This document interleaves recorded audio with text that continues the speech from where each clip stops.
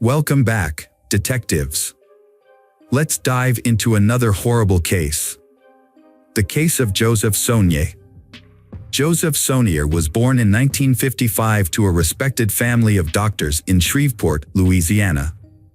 From a young age, he aspired to follow in his family's footsteps and become a doctor. With exceptional abilities, Joseph earned a Bachelor of Science in Medical Science from the University of Baton Rouge in 1976. He then applied to Louisiana State University in Shreveport and began working at Parkland Hospital in Dallas, Texas. Joseph effectively balanced his university studies and work. He consistently refined his knowledge through hands-on experience at the hospital. The hospital management recognized Joseph's success and dedication, and in his final year of training, he was appointed chief resident. After completing his studies, Joseph chose to specialize in pathologic anatomy and went on to become a pathologist and laboratory director in Leck, Texas. Joseph's life was marked by personal tragedy, including the loss of the woman he loved, Becky. His 27-year marriage, which he considered happy, ended in divorce when his wife fell in love with another man. Joseph accepted her decision and agreed to the divorce, believing that the woman he loved had found happiness. Joseph had a strong sense of responsibility and nobility. After his divorce from Becky, he maintained a warm relationship with her and continued to support their 2 sons. 2 years later, Becky was killed by her new husband. Joseph was shocked by her death. He often thought about their past family life and mourned her loss. Despite his own grief, Joseph remained a source of strength for his family. He took care of the funeral expenses and helped his sons cope with the trauma. His sons later credited his support for helping them overcome their pain. The tragedy had a profound impact on Joseph. He devoted himself to his work and raising his sons. However, the grief finally gave him the motivation to change his life. He decides to start a new chapter in a new city. In 2007, Joseph moved to Leck, Texas, with his sons, where he became the chief pathologist at Covenant Health System. Feeling the need for a change, Joseph enrolled in a local dance studio. He enjoyed the classes and met new women, which helped fill the void in his life. A few times, Joseph attempted to form connections with his dance partners, but it never worked out. That was until Michelle Tina walked into his dance class on a warm summer evening. Her elegance, poise, sense of humor, and sparkling eyes immediately caught his attention. Her radiant smile illuminated the room, and Joseph knew right then that she was the one he had been searching for. Michelle, too, noticed Joseph's confident and respectful demeanor on the dance floor. As they danced together, the 47-year-old Michelle and 57-year-old Joseph found that they complemented each other perfectly. As they continued to dance together, they grew closer with each passing session. Eventually, Joseph asked Michelle out on a date, and she agreed. This marked the beginning of what seemed like a happy new chapter in both of their lives. Michelle possessed an irresistible charm that had a profound effect on men. Michelle was a classic example of a femme fatale, a woman with an undeniable magnetism that drew attention and sparked passion in those around her. Michelle, like Joseph, is also starting a new life after personal emotional breakdowns. She is running away from the fear and anxiety associated with Mike Dixon, owner of a private clinic for cosmetic surgery. Michelle met Mike in 2008, when she came in for Botox injections. At first, there was just casual social interaction between them, then light flirting followed and they began a romance. Michelle is a successful and free woman. She worked as an executive in the NFL, built a successful career, and didn't lack for anything. Mike, on the other hand, is bound by his marriage. A few months after living a double life, his wife discovered his affair with Michelle and filed for divorce after 20 years of marriage. Mike is so captivated by Michelle that he barely notices that he is losing everything. Mike left his wife for Michelle, even though she never announced she would marry him. When Mike doesn't get the attention he expected, he tries to pressure Michelle, which scares her. Michelle recognized Mike's manipulative behavior and desire to take complete control of her life. This realization caused her to end the relationship. In 2010, Michelle and Mike went their separate ways. However, even after the breakup, Mike continued to pursue Michelle, urging her to return. His obsession exceeds the limit, forcing Michelle to find a way to escape Mike's control. Michelle moved to Lek to start anew, where she met Joseph, a charming and kind-hearted man. They quickly connected, and their relationship blossomed into true love. Joseph's sons and relatives welcomed Michelle with open arms. Joseph spared no expense in giving her gifts, taking her to the most luxurious restaurants and private clubs, and giving her romantic vacations. As Joseph realized he had found his perfect match, he took Michelle to Los Angeles and proposed to her in front of his entire family.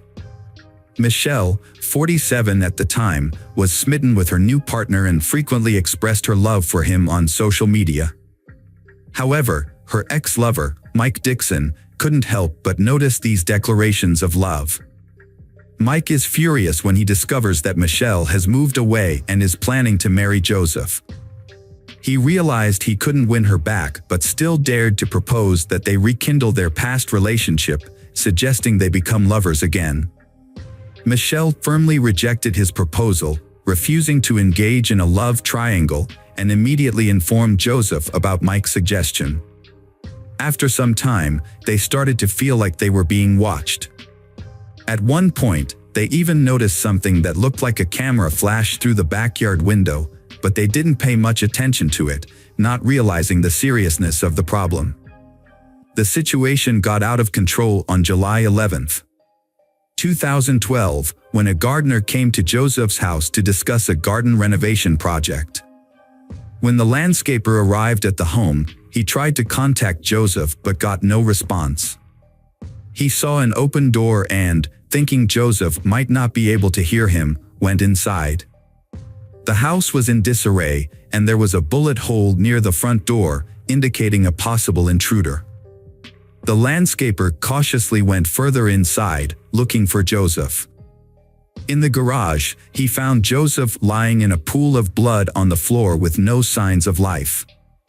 Joseph's body had stab and gunshot wounds, leading the landscaper to think the perpetrator might be nearby. He immediately left the house and called for help. At 2:48 p.m., the police department received the call, and several patrol cars were sent to the scene. When the officers arrived, they found Joseph Sonnier. Medics confirmed that Joseph had died. The incident shocked the public, as it happened in one of the city's safest and most affluent neighborhoods, where crime is extremely rare. Joseph, a respected professional, was known for his calm and kind nature, and it seemed he had no enemies who would want to harm him. Although a window was broken, it was clear that the incident was not a robbery, as nothing was missing from the house. However, a bottle with a hole shot through its bottom was found at the scene, suggesting it was used as a makeshift silencer for a gun. A forensic team arrived soon after to collect evidence, and it appeared that the perpetrator was inexperienced, as they left behind many traces. DNA from the bottle and blood samples were sent to a lab for further analysis. Detectives interviewed neighbors, but none of them reported seeing or hearing anything suspicious. There were no CCTV cameras near the house. According to the investigation, the perpetrator entered through a large window overlooking the backyard, making the attack unexpected. In the dining room, the attacker confronted Joseph and started shooting. It is likely that the wine bottle was used as a silencer at this point. Blood stains in the hallway suggested that Joseph was still alive after being shot. He entered the garage, where the attacker caught up with him and stabbed him multiple times. An autopsy revealed 5 gunshot wounds and 11 stab wounds. The circumstances suggested that the murder was not random, but the identity and motive of the killer remained unknown. The investigation focused on the people closest to the victim. During an interview with law enforcement, the victim's fiancée, Michelle, reported strange things in the months leading up to the murder. She believed Joseph was being stalked. Michelle had seen a stranger lurking outside Joseph's house, watching the door and windows. She also mentioned that Joseph had received persistent calls and texts in the period leading up to his death. Although officers confirmed this information, they initially thought the calls and messages were from other women with whom Joseph was allegedly having relationships, as witnesses claimed he was in contact with multiple women at the time. Investigators questioned Michelle about whether she knew of other women involved with Joseph. Michelle claimed she was unaware of any other women. Joseph's sons also denied the possibility of their father having mistresses, stating that infidelity was not in his character. Despite this, investigators continued to explore a motive of jealousy for the crime. During the subsequent interrogation, Michelle succumbs to the pressure and reveals that she knows several women who may be involved in the crime. According to Michelle, these women are ex-girlfriends who often stalk Joseph. Although he ignored them, they continued to express their displeasure about his upcoming wedding to Michelle. The women in question include a woman from Florida who persisted in contacting Joseph even after he revealed his relationship with Michelle. There was also a nurse, Joseph's colleague, who often called and wrote to him. Additionally, a woman whose daughter sent a letter accusing Joseph of abandoning them shortly before the murder. In the same interview, Michelle mentioned Mike Dixon for the first time. She hadn't thought about Mike spying on her and Joseph before, because Mike stopped paying attention to her after she refused to be his lover. Michelle assumed that Mike had accepted her decision to marry Joseph and move on with his own life. The police visited Mike. He cooperated and spoke with the detectives. Mike revealed that he had been deeply in love with Michelle and had even divorced his wife to pursue a future with her. However, after Michelle rejected him, Mike gave up. He started a new relationship with a younger medical student who corroborated his alibi. At the time of the crime, Mike was at work and then spent time with his new girlfriend, which confirmed he couldn't have been involved. The investigation encountered significant obstacles. Every suspect, including Michelle, had a solid alibi, leaving detectives stumped. They searched for enemies of Joseph or individuals who might benefit financially from his death. But no new leads emerged. Unfortunately, forensic analysis does not provide any information about an individual, so police cannot identify the owner of the DNA found at the crime scene. Just as the case seemed hopeless, the police received an unexpected call from Paul Reynolds. Reynolds reported that his roommate, David Shepard, had recently confessed to a murder in Leck and then attempted to take his own life but was saved. According to Reynolds, a neighbor shared specific details about David's crimes with him, including details that only a few detectives knew, such as the use of a glass bottle as a silencer. This new information led police to conclude that Shepard was indeed connected to the crime. The witness came forward claiming that David was not the mastermind behind the crime, but rather a person who was hired by an unknown doctor involved in plastic surgery. Police launched an investigation into the new suspect and discovered that Mike Dixon was the person who hired David. When questioned at the police station, David began to confess and revealed that Mike Dixon had indeed hired him to commit the crime. According to David, he and Mike met at a bar while both were going through difficult breakups and formed a friendship.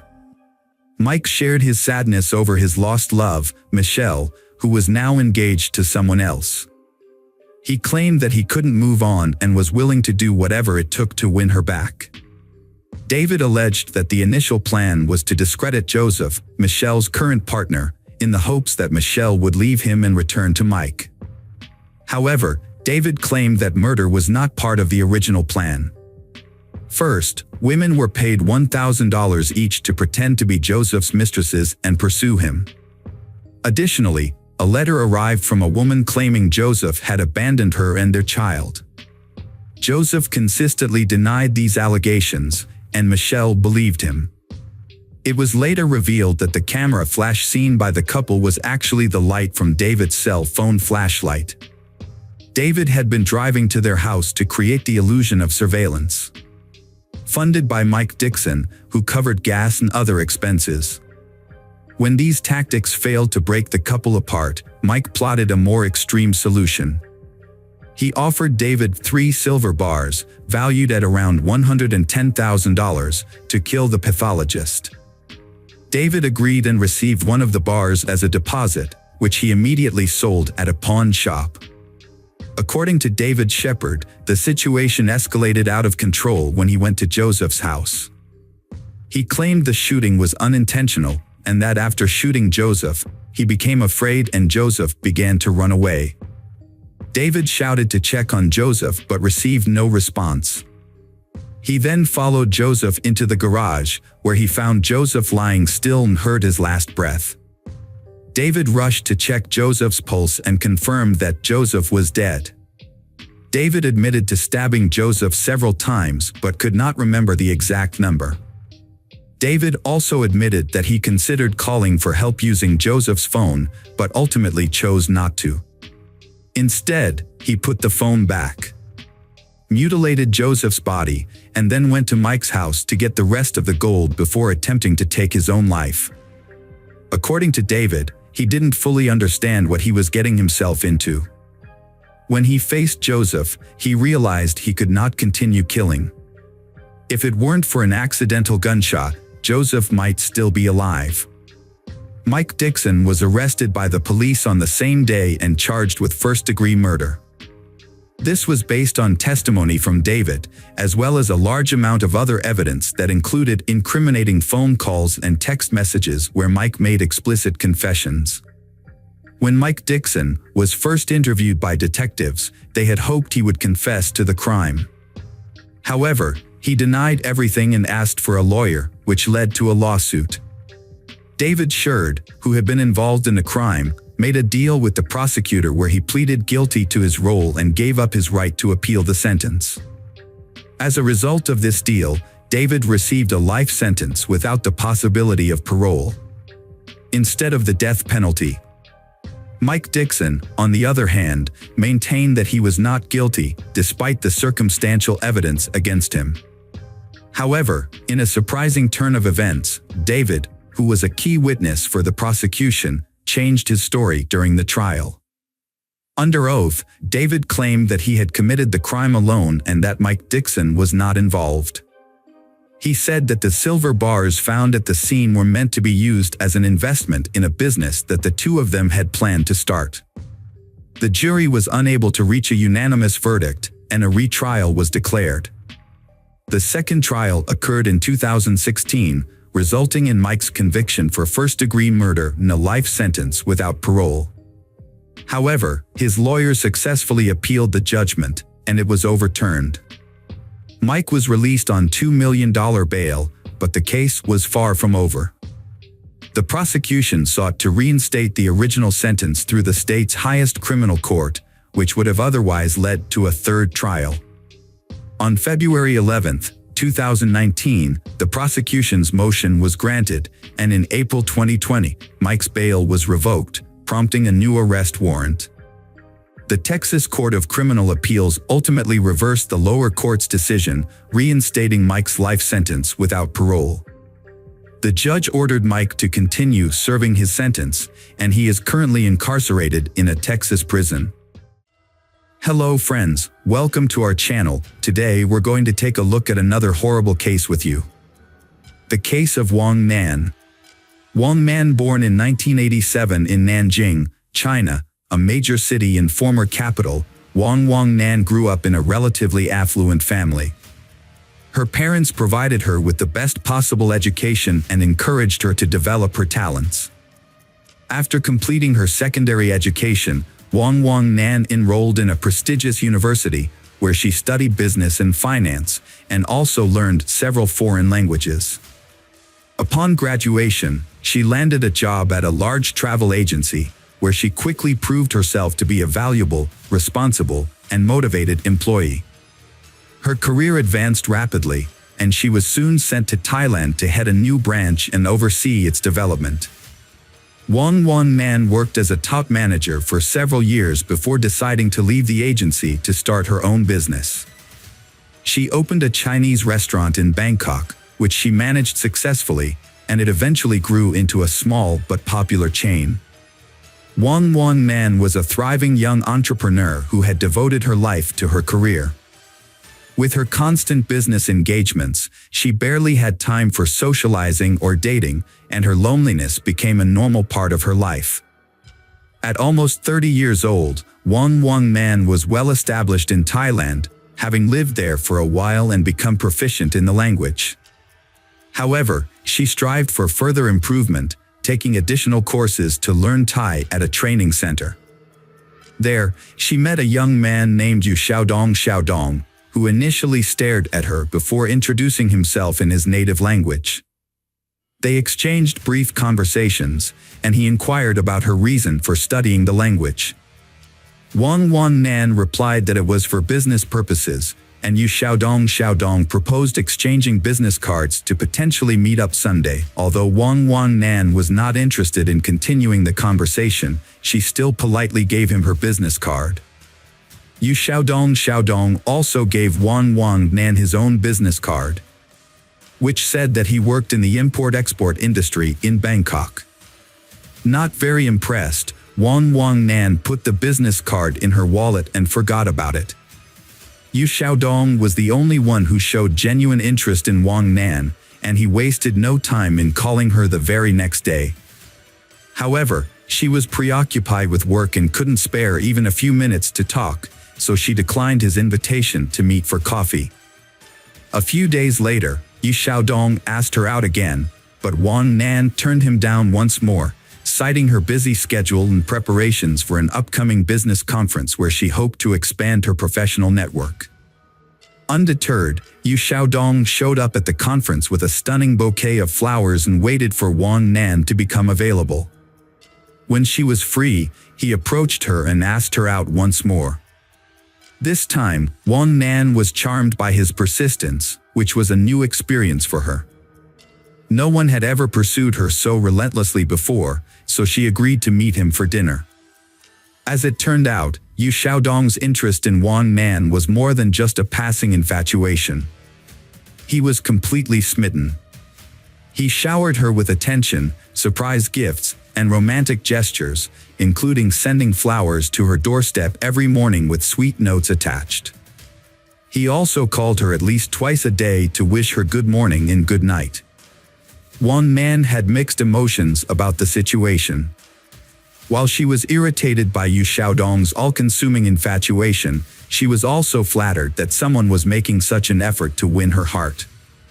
As a result, she found herself unexpectedly entering into a romantic relationship.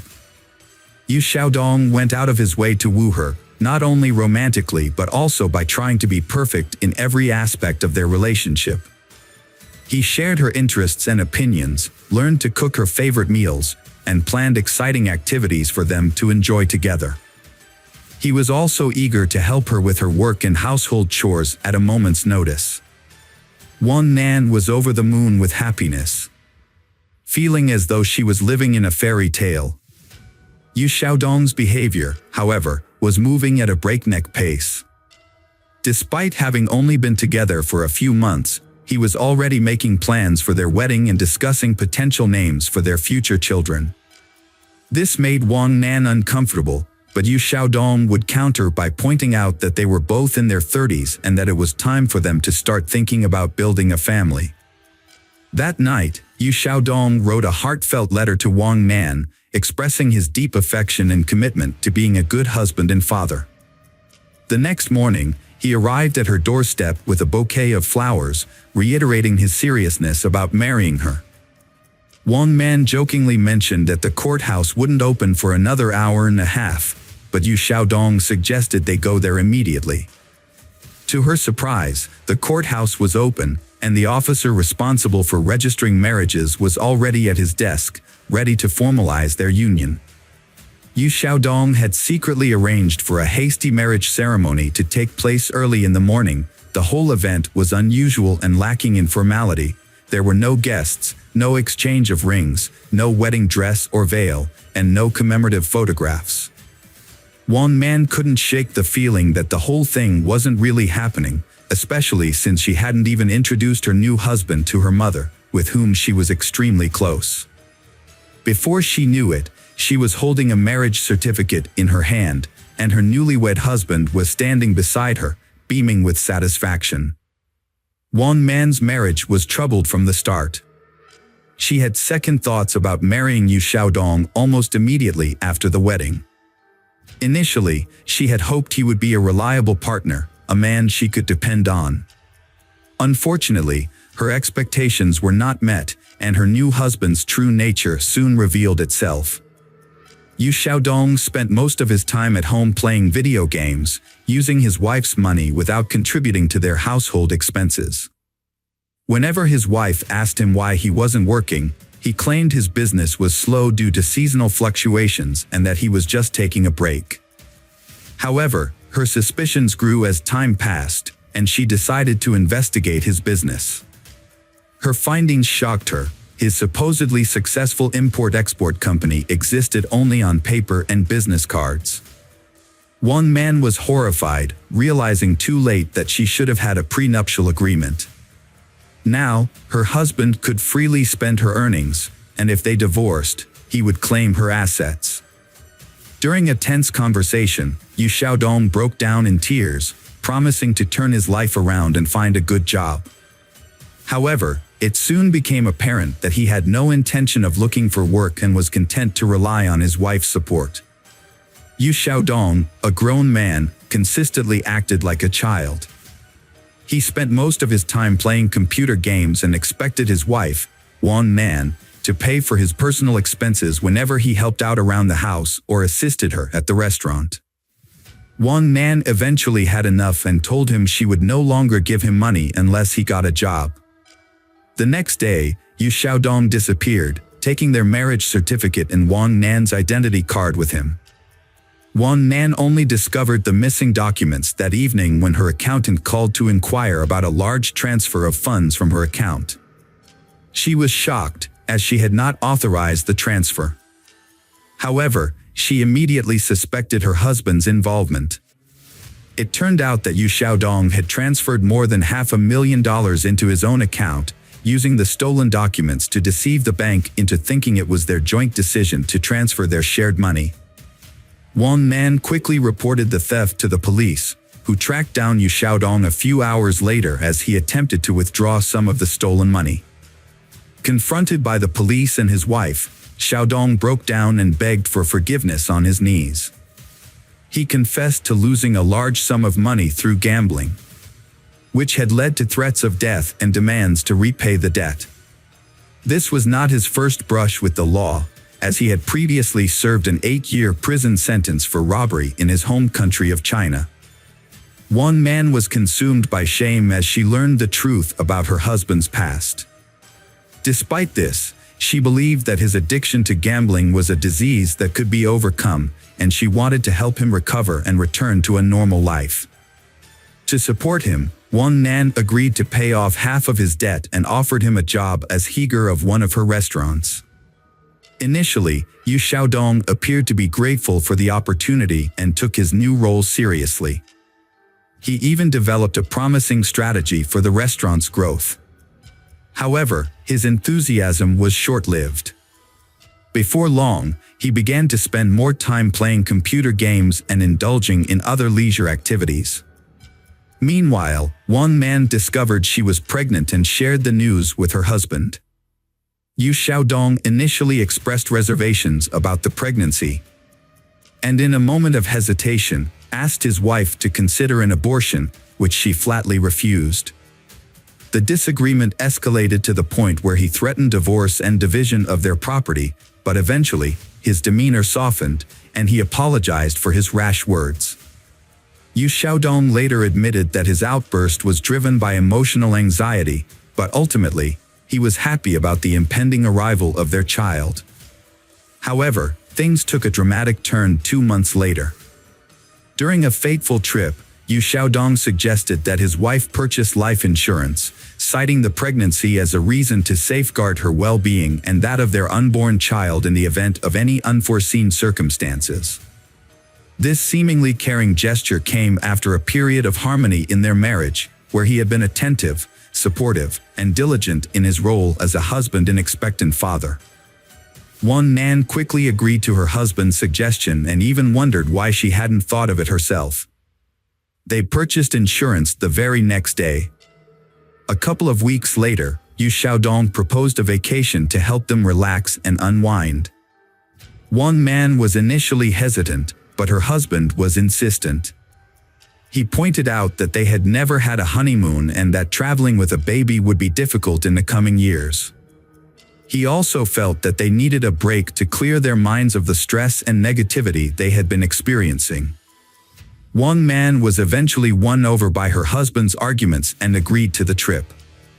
He took charge of planning the entire vacation, choosing the destination, booking the hotel, and organizing activities that would be enjoyable and educational, yet not too strenuous for Wang Nan's pregnant state.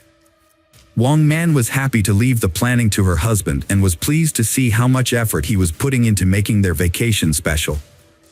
On June 7th, they visited the park for the first time and spent most of the day exploring its many beautiful sights and lookouts.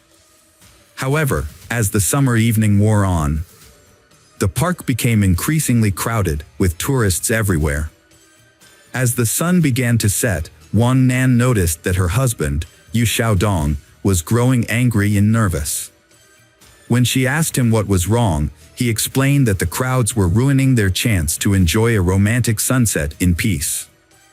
Despite his initial frustration, Yu Xiaodong tried to make the most of the situation, suggesting that they could still have a romantic moment as the sun set.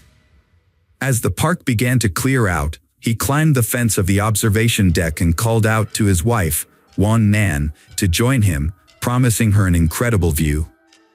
However, Wang declined, citing the darkness and potential danger. Yu Xiaodong became angry but eventually returned to his wife, suggesting that they should come back to the park another time to watch the sunrise together. The Wang Nan and Yu Xiaodong returned to their hotel late on Saturday night, so they decided to sleep in and head back to the reserve early on Sunday morning. As planned, they woke up at 3 a.m. on June 9th and left for the national park while it was still dark outside. Their goal was to catch the first rays of the rising sun. When they arrived, they found the park nearly empty, with hardly any other visitors. They watched the sunrise together on an observation deck. Then, Yu Xiaodong encouraged his wife, Wang Nan, to join him at the cliff's edge to see some ancient rock paintings. Initially hesitant, Wang Nan trusted her husband's assurance that he would help her climb down and back up safely. As they took in the breathtaking view, Yu Xiaodong suddenly asked Wang Nan if she regretted anything in life. She replied that she did not. However, in a shocking turn of events, Yu Xiaodong's demeanor changed. He touched his wife's hair, kissed her cheek, whispered "die" in her ear, and then pushed her off the cliff. To avoid detection, he checked their surroundings to make sure no one had witnessed the incident. Looking down, he couldn't see where Wang Nan had fallen, and the silence indicated that there were no witnesses below. Yu Xiaodong calmly walked towards the park exit, planning to report the incident after his wife was surely dead. However, hikers who had wandered off the trail spotted Wang Nan's body on the rocks and immediately called for rescue, reporting the incident. As Yu Xiaodong was leaving the reserve, several emergency vehicles sped past him, sirens blaring. Realizing what was happening, he quickly returned to the scene, pretending to be distressed. There, he put on a convincing performance, crying and begging for help. Convinced that his wife was dead and no one would discover the truth, he remained unaware that Wang Nan's fall had been broken by tree branches, which reduced her speed before she landed on bushes and then rolled onto the rocks. This series of events cushioned the impact, saving her life and that of their child, although she suffered severe injuries. Yu Xiaodong was overcome with grief, crying and lamenting the loss of his wife and child. However, his wife suddenly regained consciousness and attempted to speak, but was unable to. The people around her noticed the genuine horror on Yu Xiaodong's face, but he quickly composed himself and leaned in close to his wife. In a hushed tone, he warned her in Chinese to remain silent if she wanted to survive. Wang Nan's injuries were severe, including head trauma, multiple fractures, lacerations, soft tissue contusions, ruptured internal organs, and massive blood loss. Her spine was also severely damaged, leaving doctors concerned that even if she survived, she would likely be paralyzed and never walk again. Wang Nan spent several days in a coma, connected to life support machines, during which time her husband remained by her side constantly. However, despite his devoted appearance, Yu Xiaodong's intentions were sinister. Every time he was alone with his wife, he thought about how to complete the job without arousing suspicion. His actions were a ruse, hiding his true intentions behind a mask of love and devotion that he examined the devices, but couldn't find a way to quietly disable them. Wang Nan slowly regained consciousness. When she did, her husband was beside himself with fear. He stayed with her constantly, terrified that she would reveal the truth to the police at any moment. When they were alone, he threatened her again, saying he had nothing to lose. During the initial police interrogation, the Wang Nan supported her husband's claim that her fall was caused by dizziness. However, when her husband briefly left the room, Wang Nan asked the nurse to call the police again and prevent her husband from re-entering. It was then that she recounted the disturbing story of her fall, alleging that her husband had attempted to kill her. Yu Xiaodong suddenly burst into the room, shouting that his wife was delusional due to her head injury and that he would never harm her or their baby. His explanation was not believable, and he was arrested on the same day. At the hospital, he was charged with multiple crimes, including attempted murder and intimidation after her husband was taken into custody and sent to jail to await trial. Wang Nan finally felt a sense of relief. Although she still had a long and difficult recovery ahead of her, she now felt safe. Wang Nan initially held on to hope that her pregnancy could be saved, despite the severe fall. However, her medical team advised her to terminate the pregnancy due to the large amounts of painkillers and antibiotics she was receiving, as well as the multiple surgeries she underwent under general anesthesia. The doctors prioritized Wang Nan's life, warning her that the fetus was unlikely to survive the strong medications. This news came as a devastating shock to Wang Nan, but she ultimately followed the doctor's advice. During the trial, Yu Xiaodong vehemently denied any wrongdoing, sticking to his claim that the incident was an accident. He remained calm and composed in prison, hiring skilled lawyers and expressing confidence that he would either be acquitted or receive a lenient sentence.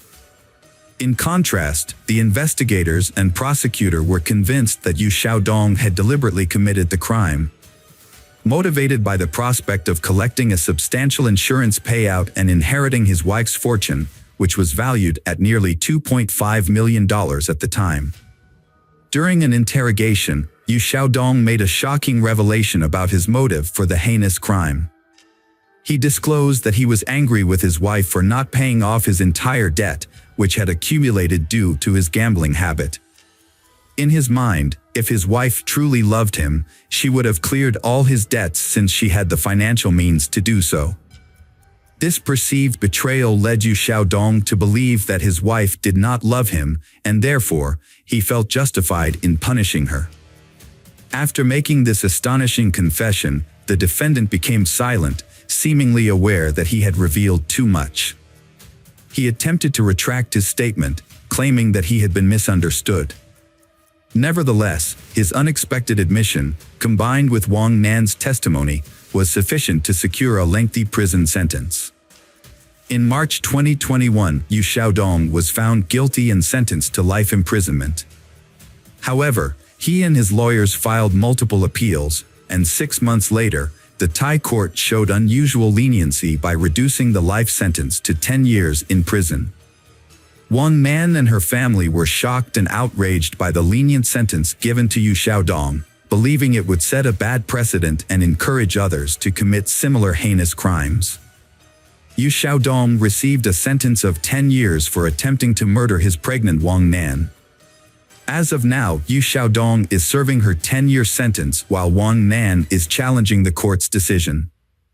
Meanwhile, Yu Xiaodong is filing appeals to prove her innocence. Wang Nan has successfully restarted her business in 2023 and also established an organization that provides support to women who have been affected by domestic violence. She writes about her personal experiences and warnings for women on her blog. Hello friends, welcome to our channel. Today we're going to take a look at another horrible case with you. The case of Sarah Stern. Sarah Elizabeth Sarah was born on March 24, 1997, in Neptune City, New Jersey, to Michael and Susan Sarah. As their only child, Sarah received all the love and attention from her parents, who had been unable to have more children due to health issues. Sarah grew up to be a lively, cheerful, and outgoing child. She was involved in various activities, including school theater, photography, drawing, swimming, and softball. Her passion was art, and she aspired to become an artist or designer. After graduating from high school, Sarah enrolled in a local college to pursue her dream. Tragedy struck in the autumn of 2013 when Sarah's mother, Susan, passed away after a long battle with cancer. Despite periods of remission, the disease ultimately took its toll. This devastating loss was a tremendous shock to the family, particularly for Sarah, who was extremely close to her mother. After a period of struggling with depression, Sarah began to support her ailing father and care for their beloved dog, Buddy. As time passed, her life started to improve, and she set goals for the future. Upon graduating from college, Sarah planned to apply to a prestigious university in New York. Before pursuing further education, she hoped to travel the world, with a particular interest in visiting Canada and possibly even living there for a while. Her father, Michael Sarah, frequently traveled out of state for work, often for weeks at a time. However, he never worried about leaving Sarah alone, as she was a grown and independent young woman, and their town was considered safe. But on the night of December 3, 2016, around 2:30 a.m., an unsettling incident occurred. A concerned citizen reported an abandoned vehicle on the Belmar Bridge along Highway 35, prompting the police to become involved. The area was usually deserted at night, which made the lone, empty vehicle stand out. A taxi driver, who was taking a shortcut home across the old bridge on the outskirts, noticed the car parked on the side of the road. He stopped to see if anyone needed assistance, but found the vehicle empty with no one around. Concerned that the driver might have jumped into the water below, a tragic occurrence that had happened before in this spot, the taxi driver called the police.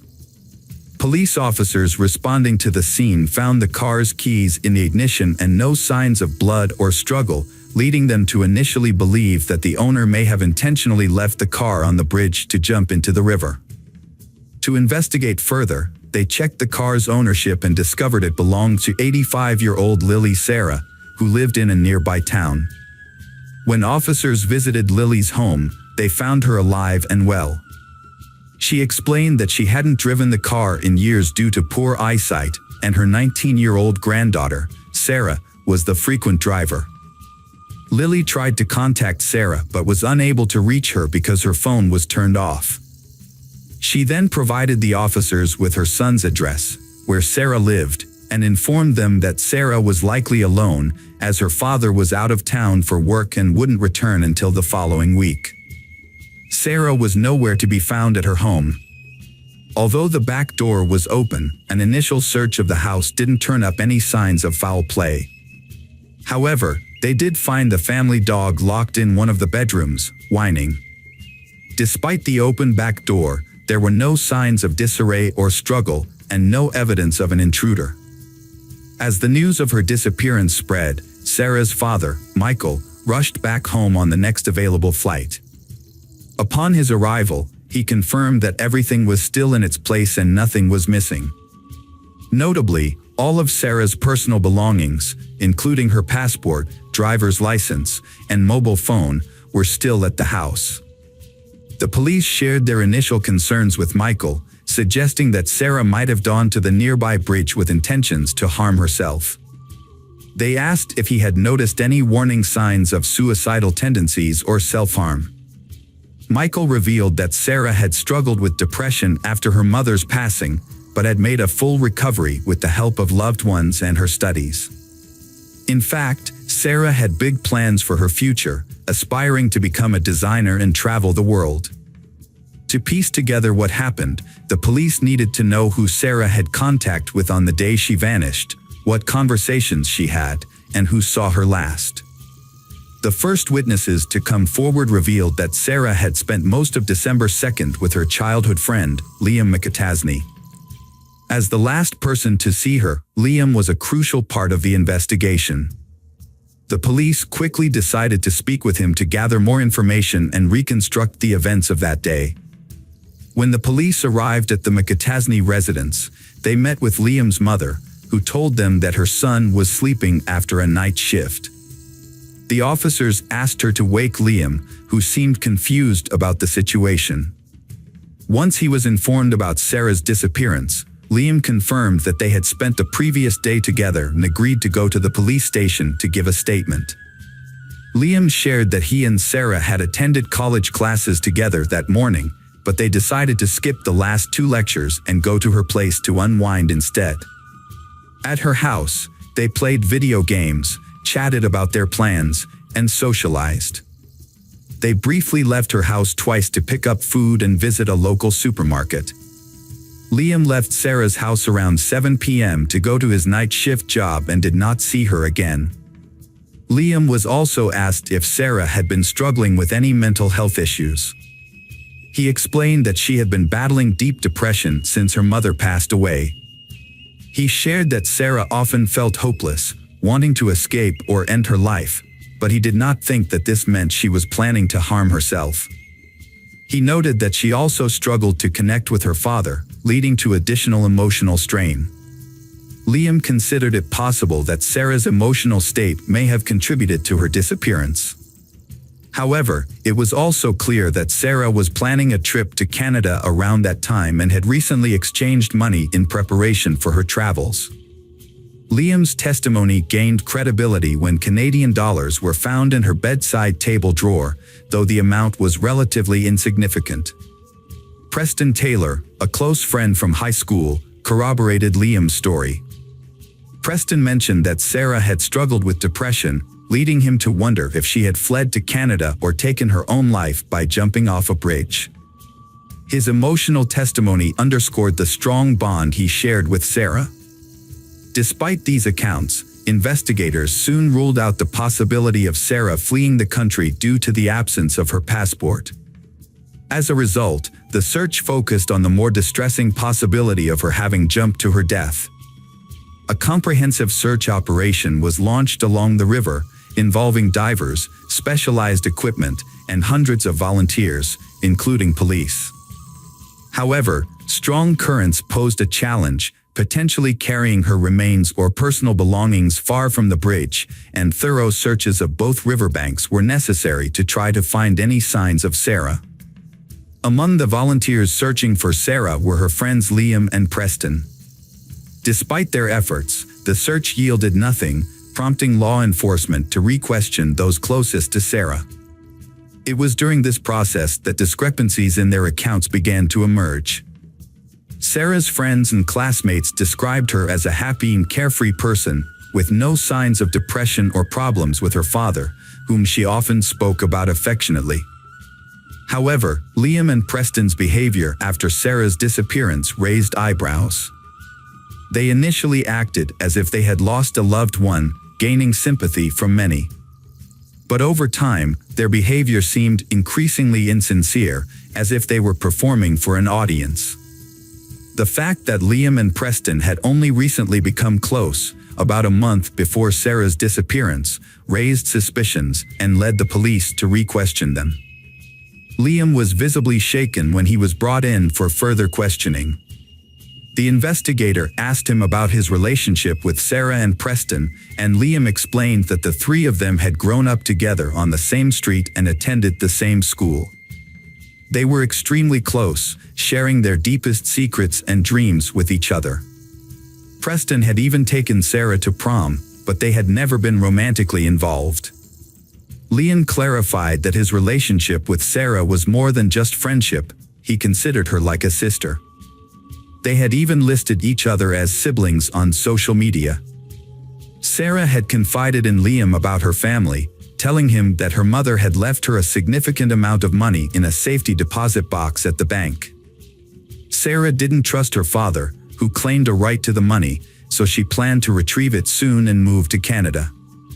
However, when the investigator shared this information with Michael, Sarah's father, he provided a conflicting account. According to Michael, his wife had been saving money for Sarah's future since her birth, setting aside funds for education, a wedding, or a down payment on a house. The money had been stored at home in a shoe box, containing old and worn-out bills, but no one had thought much of it at the time. After Sarah's mother passed away, her father gave her a large sum of money, which he advised her to put in the bank. Sarah took his advice, dividing the money between her checking account for everyday expenses and a safe deposit box for the rest. She intended to use the money for graduate school and travel. Michael claimed he wasn't interested in the money for himself. When investigators discovered that Sarah had access to a significant amount of money, they began to suspect that her disappearance might be related to her finances. They decided to look into her financial transactions, including her bank account and safe deposit box. Their investigation revealed that Sarah had withdrawn a large amount of cash from an ATM just a few days before she disappeared, and had also accessed her safe deposit box at the bank around the same time.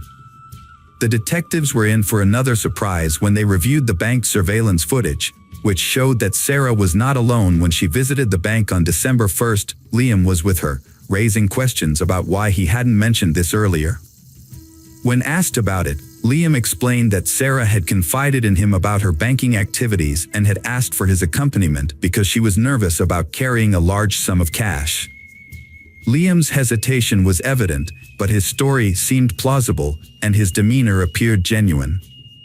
Further investigation led to the discovery of a security camera in a neighboring house that had captured footage of the street and Sarah's yard. The footage confirmed that Liam had stayed at Sarah's house until 7 p.m., then left for work and didn't return. Meanwhile, the silver sedan was seen leaving the garage around 11 p.m. This new information added a chilling twist to the already disturbing case. In a surprising turn of events, an acquaintance of Sarah's named Anthony walked into the police station about a month after her disappearance. Unaware of the recent events, Anthony had been out of town for several weeks. He shared a peculiar story that sent shockwaves through the investigation. It turned out that Anthony had gone to school with Sarah, Liam, and Preston, and after graduation, he had pursued a passion for filmmaking, keeping in touch only with Liam, who also shared his interest in cinema. Anthony remembered that about a month and a half before Sarah disappeared, Liam visited him and they spent an evening brainstorming ideas for a horror movie aimed at teenagers. Liam came up with a plot about a girl who shares a secret about a large sum of money with her friend, who then gains her trust and kills her, dumping her body in a river. Anthony thought the idea was good, and they even wrote a few pages of the script. After that, Anthony moved on to another project and forgot about the story. He then left town to work on a film as a camera assistant. When he returned, Liam unexpectedly called him and asked if the police had contacted Anthony. Anthony was surprised and had not heard that Sarah was missing, so he decided to go to the police. After hearing a new witness's testimony, the police asked Anthony to try to get Liam to confess by drawing him into a conversation.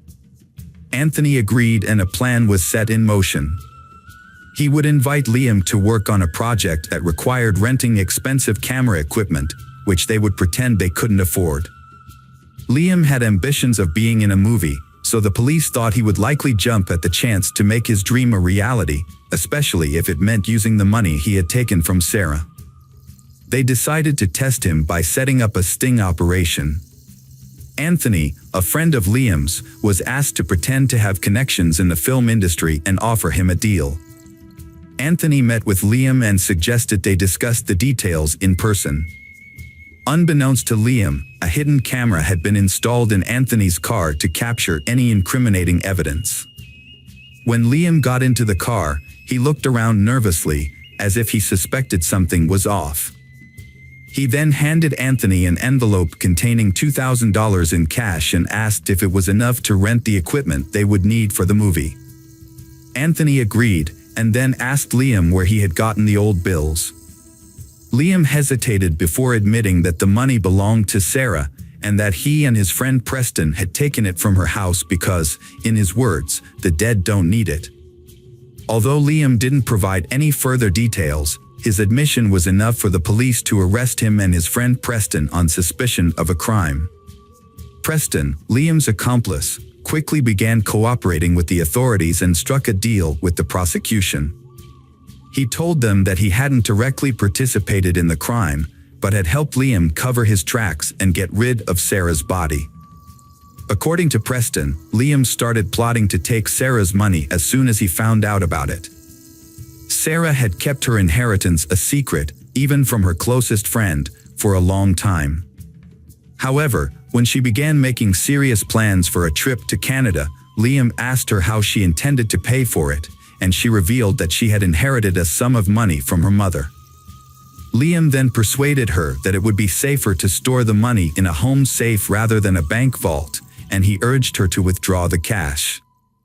Liam, determined to carry out his plan, waited for the perfect opportunity while Sarah's father was away on a business trip.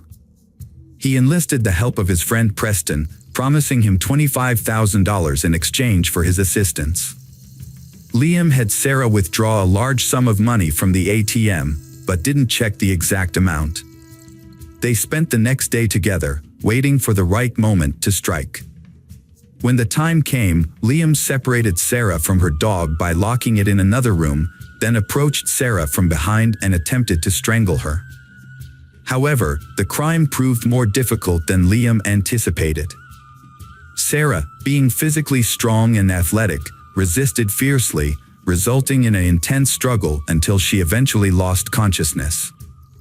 But despite his best efforts, Liam was unable to determine whether she had truly succumbed. Sarah continued to show signs of life, leaving Liam to prolong his efforts to ensure her demise. This took nearly 30 minutes. Only when Liam was certain Sarah was dead did he leave her house, going about his normal routine by heading to work. He then had Preston follow up on his original instructions, no doubt aiming to ensure their sinister act would go unnoticed. Liam McAtasney snuck into Sarah's house through the back door, avoiding the camera's view, and dragged the body to the garage. He then cleaned up the room to remove any evidence. A couple of hours later, he returned to the house, took a small safe from Sarah's room, and placed the body in the car. Liam drove away carefully to avoid being caught on the neighbor's camera. He met Preston at a bridge, where they transferred the body to Preston's car and then disposed of it in a nearby river. After disposing of the body, they cleaned the car and drove back to Liam's house to divide the stolen money. However, they were disappointed to find only $110,000 in the safe. They decided to be cautious and not spend the old bills immediately to avoid raising suspicion. Preston buried the safe in a local park, and they only spent the money Sarah had withdrawn from her account. During the trial, Preston confessed to the crime, but Liam denied any involvement and tried to shift the blame to his friend. Liam's lawyer also claimed his client was innocent, suggesting that Preston acted alone. The case was complicated by the fact that Sarah's body was never found. When police searched Liam's house, they found a small key that fit the buried safe, which was identified by Preston as evidence of Liam's guilt. The trial of Liam McAtasney lasted over 2 years. Despite the fact that Sarah Stern's body was never found, the evidence presented in court proved McAtasney's guilt. This evidence included a script he had written months before the crime, a key to a safe found in his home, incriminating statements he made in a car, and old bills he had given to someone. Furthermore, fingerprints belonging to Liam and his accomplice, Preston Taylor, were found inside the safe. A co-worker of Liam's also testified that he had been absent from work for a few hours on the night of the crime and had asked someone to cover for him. As a result of the trial, Liam was sentenced to life in prison without the possibility of parole. Preston, who had not directly participated in the crime, received an 18-year sentence for obstructing justice and hindering the investigation. Preston will be eligible for parole in 15 years. Unfortunately, Sarah Stern's body has still not been found. Hello friends, welcome to our channel. Today we're going to take a look at another horrible case with you.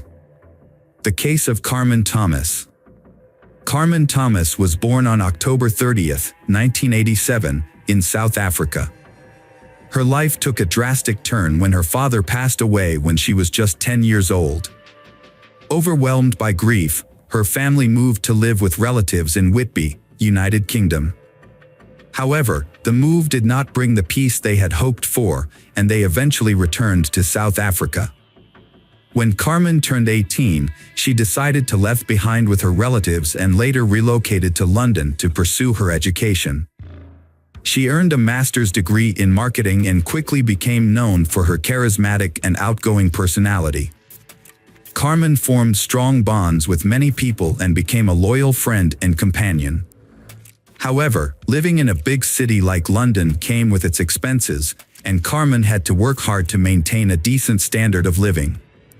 By day, she worked as a marketer in a store, and by night, she worked part-time at a gentleman's club. Although her career choices may have raised eyebrows, Carmen was a woman of principle and never compromised her values. She conducted herself with dignity and earned the respect of her clients. It was during her time at the club that she met Brad Callahan, a charming and flamboyant man. Brad was born in April 1978 in New Zealand to parents who separated when he was just 9 years old. He stayed with his mother and later moved to Australia. Brad graduated from university in 2001 with a degree in construction engineering. He was then offered a job as a chief structural engineer for a large business complex in the UK by a prominent construction company. To navigate the complex's high-stakes negotiations and enhance his professional status, Brad sought the services of a gentleman's agency, where he met Carmen. She was intelligent, tall, and beautiful, with striking dark eyes and black hair. However, Brad's demanding career and ambitious nature left him little time for a serious relationship.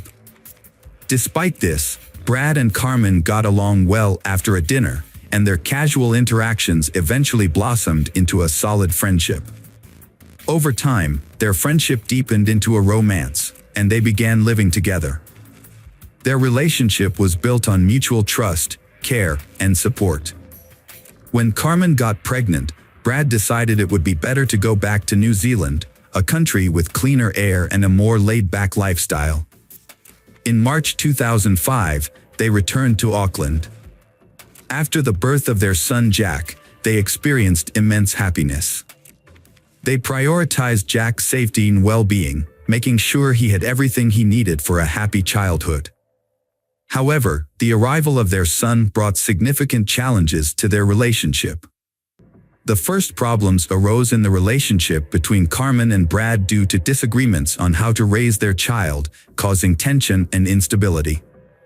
After 3 years, they decided to go their separate ways, but shared joint custody of their son, Jack. The breakup was challenging for both, but they made a genuine effort to maintain a positive relationship for Jack's sake. Carmen and Jack eventually moved in with Colin, Carmen's half-brother, who also lived in Oakland. With time, Carmen regained her emotional balance and started a new life without Brad. In 2008, she and her son relocated to a house on a street near Brad's, so Jack could be close to his father. Having lost her own father at a young age, Carmen wanted to ensure Jack always had a father figure in his life. Despite her decision to live near Brad, Carmen's friends and family believed she and Brad still had a good friendship, but in reality, they only spent time together when it was related to Jack. As time passed, life continued for Carmen. After parting ways, Carmen and Brad each attempted to move on. Brad resumed his career as a construction engineer and, in May 2009, began a new relationship, which ultimately led to an engagement. Meanwhile, Carmen devoted herself to raising their son and, much to Brad's dismay, returned to her work at a gentleman's club. This choice troubled Brad. Carmen repeatedly presented Brad with ultimatums, but he dismissed her requests, focusing on his impending marriage and plans for fatherhood once again. This marked the beginning of adjustments to his financial commitments, specifically affecting the alimony payments for the maintenance of their son, Jack, which Brad made in accordance with their agreement. However, Carmen viewed the financial constraints as a catalyst in an escalating series of conflicts. Tensions escalated until March 19, 2010, when a domestic violence incident occurred. Police responded to a neighbor's call about a dispute and mediated the situation. As a result, Carmen received a formal warning from law enforcement. On June 29, 2010, Brad visited Carmen's house to discuss a new school for Jack and to sign a written agreement for child support.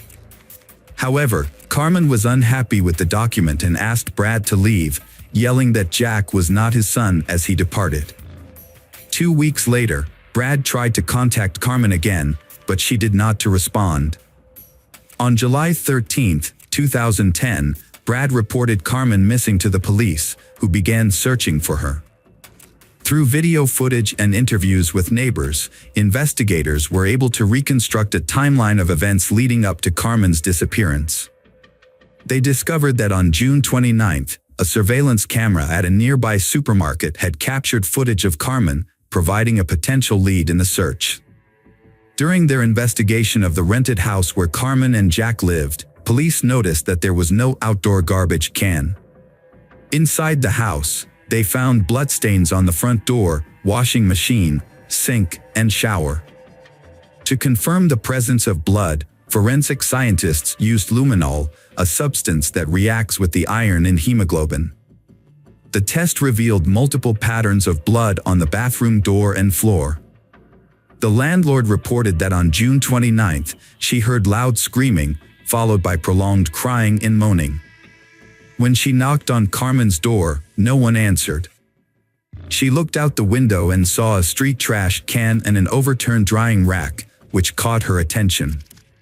She called her husband, but before he arrived, Brad walked out of the house, carrying soiled clothes.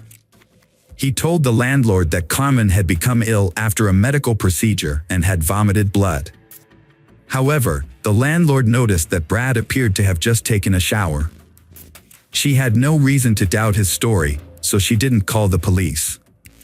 The search for Carmen continued, and her cell phone activity caught the police's attention.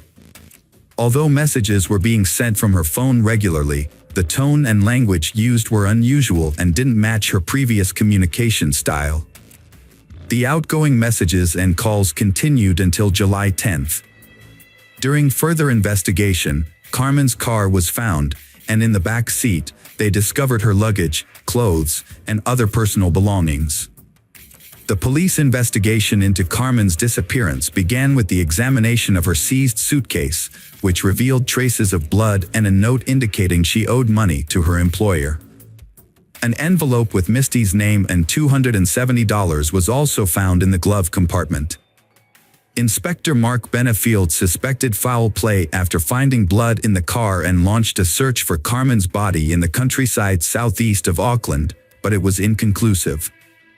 As the investigation continued, police analyzed Carmen's and Brad's phones, discovering they had been in close proximity to each other during the search. However, Carmen's phone was not connected to a cell tower in Hamilton. A crucial piece of evidence was a missing trash can, which had disappeared from its usual spot near the house on the day Carmen vanished. A neighbor reported seeing the can being taken away through her window. Police suspected the trash can might have been used to dispose of evidence. When EE examined Brad's phone records and bank card details, then they found that on June 30th, Brad had purchased a meat cleaver, a large plastic container, and several garbage bags, which raised suspicions. By studying Brad's daily routine, police identified some unusual events, including a day when he arrived early at the construction site and walked alone around the property for an extended period. While it was not unusual for a supervisor to be on site early, the police found it noteworthy. After gathering evidence, including Carmen's cell phone and suspicious purchases, they began to suspect Brad of murder. They believed Brad had killed his former lover, Carmen Thomas, by hitting her multiple times in the head and then carefully hiding her body. On September 21st, Brad was arrested and charged with Carmen's murder and attempting to obstruct justice. Brad's second son was born while he was in custody, causing him to become emotional and resentful. 9 days after his arrest, Brad broke down and revealed to investigators the location of Carmen's body. It turned out that Brad had attempted to create an alibi by making it seem like Carmen had left for Hamilton and never returned. However, under questioning, he eventually detailed the events of the day Carmen was killed, revealing that his plan had not been as perfect as he thought. Brad admitted that Carmen and Brad had a heated argument, which ended with Carmen telling Brad that Jack was not his son. In a fit of rage, Carmen kicked Brad out of the house. However, he returned 5 minutes later, grabbed a baseball bat, and brutally attacked Carmen, striking her in the head with such force that she fell unconscious, bleeding profusely. Despite realizing the gravity of his actions, Brad continued to assault Carmen, throwing several punches. Memories of happier times flashed before his eyes, but his anger and resentment consumed him. Brad knew his life would never be the same after this moment, and he could never undo the damage. Nevertheless, he felt a twisted sense of satisfaction, believing that he had solved his problem and ensured that Jack was now his alone. Brad regained his composure, took a shower, and quietly left Carmen's house. In the following days, he devised a plan to dispose of Carmen's body and cover up the crime. He met his friend outside a supermarket and asked him to buy black garbage bags, kerosene, and cleaning products, hoping to avoid raising suspicion. Brad then returned to the apartment, meticulously cleaned up the bloodstains, wrapped Carmen's body in a bag, and disposed of it in a trash can. After killing Carmen, Brad dismembered her body into 8 pieces to make it easier to dispose of. He cut off her legs at the hip joints and then cut each leg in half at the knee.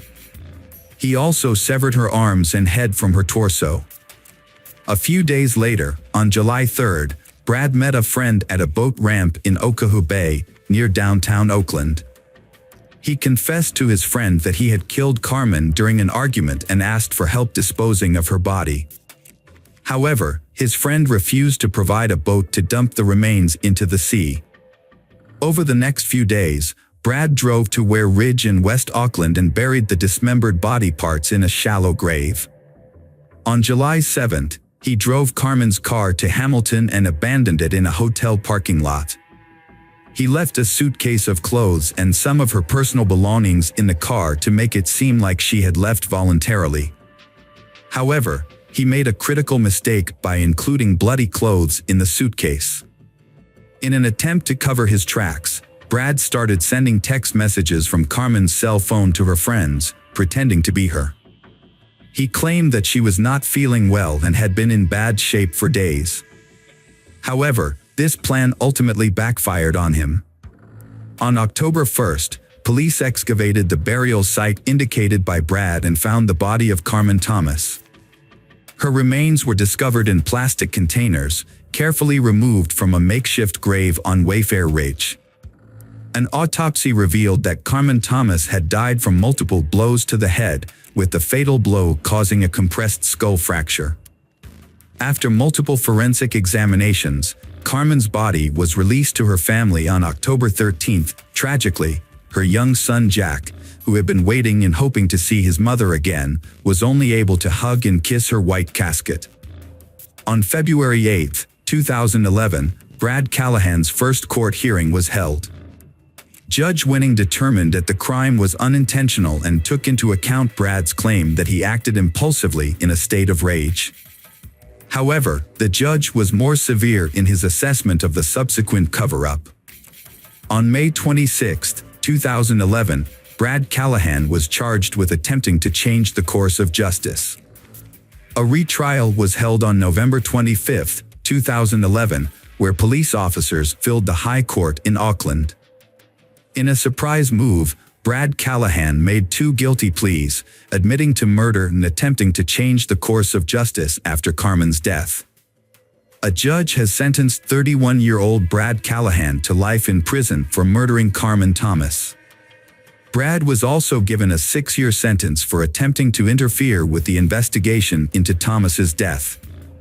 The judge considered this one of the most serious cases of attempted interference with justice, describing Brad's actions as extremely serious. During the trial at Auckland High Court, the judge criticized the brutality of Thomas's murder, but decided not to impose the harshest possible sentence. The courtroom was filled with Thomas's friends and family, including her parents who had traveled from South Africa. Judge Venin condemned Brad's attempts to cover up his crime, which involved considerable effort and deception.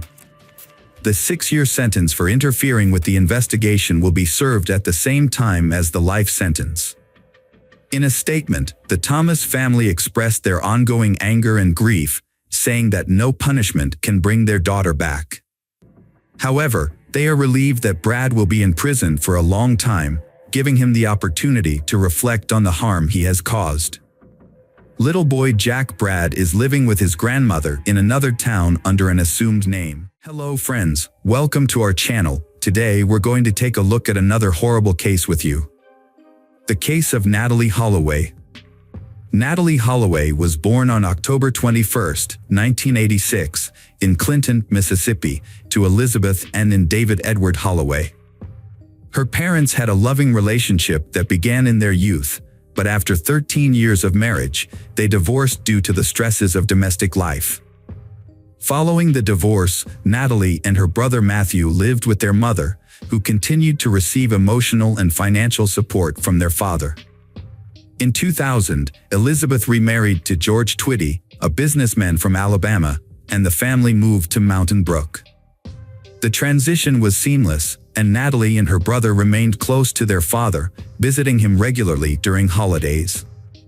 Natalie's upbringing was deeply influenced by her family's strong Christian values, which emphasized kindness, modesty, and community involvement. As a result, she developed into a compassionate and humble individual who prioritized her studies and extracurricular activities over social events. Despite her popularity, Natalie chose not to attend parties or go on dates, instead focusing on her goals and aspirations. She was an excellent student, a skilled dancer, and an active member of various clubs, with ambitions to pursue a career in medicine and secure a scholarship to a local university. On May 26, 2005, Natalie joined 123 other students and 7 chaperones on a trip to a beautiful Aruba island. The group of 18-year-olds stayed at the Holiday Inn and spent their time relaxing on the beach, swimming, and enjoying the local restaurants and entertainment. They made the most of their trip, dancing into the early hours of the morning. On the night of May 29th to 30th, Natalie was initially acting normally in socializing while sober.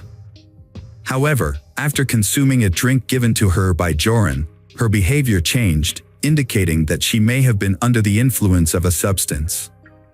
The staff at Carlos and Charlie's bar had a positive opinion of Natalie, but viewed Joran unfavorably due to his history of poor behavior, gambling, and substance abuse.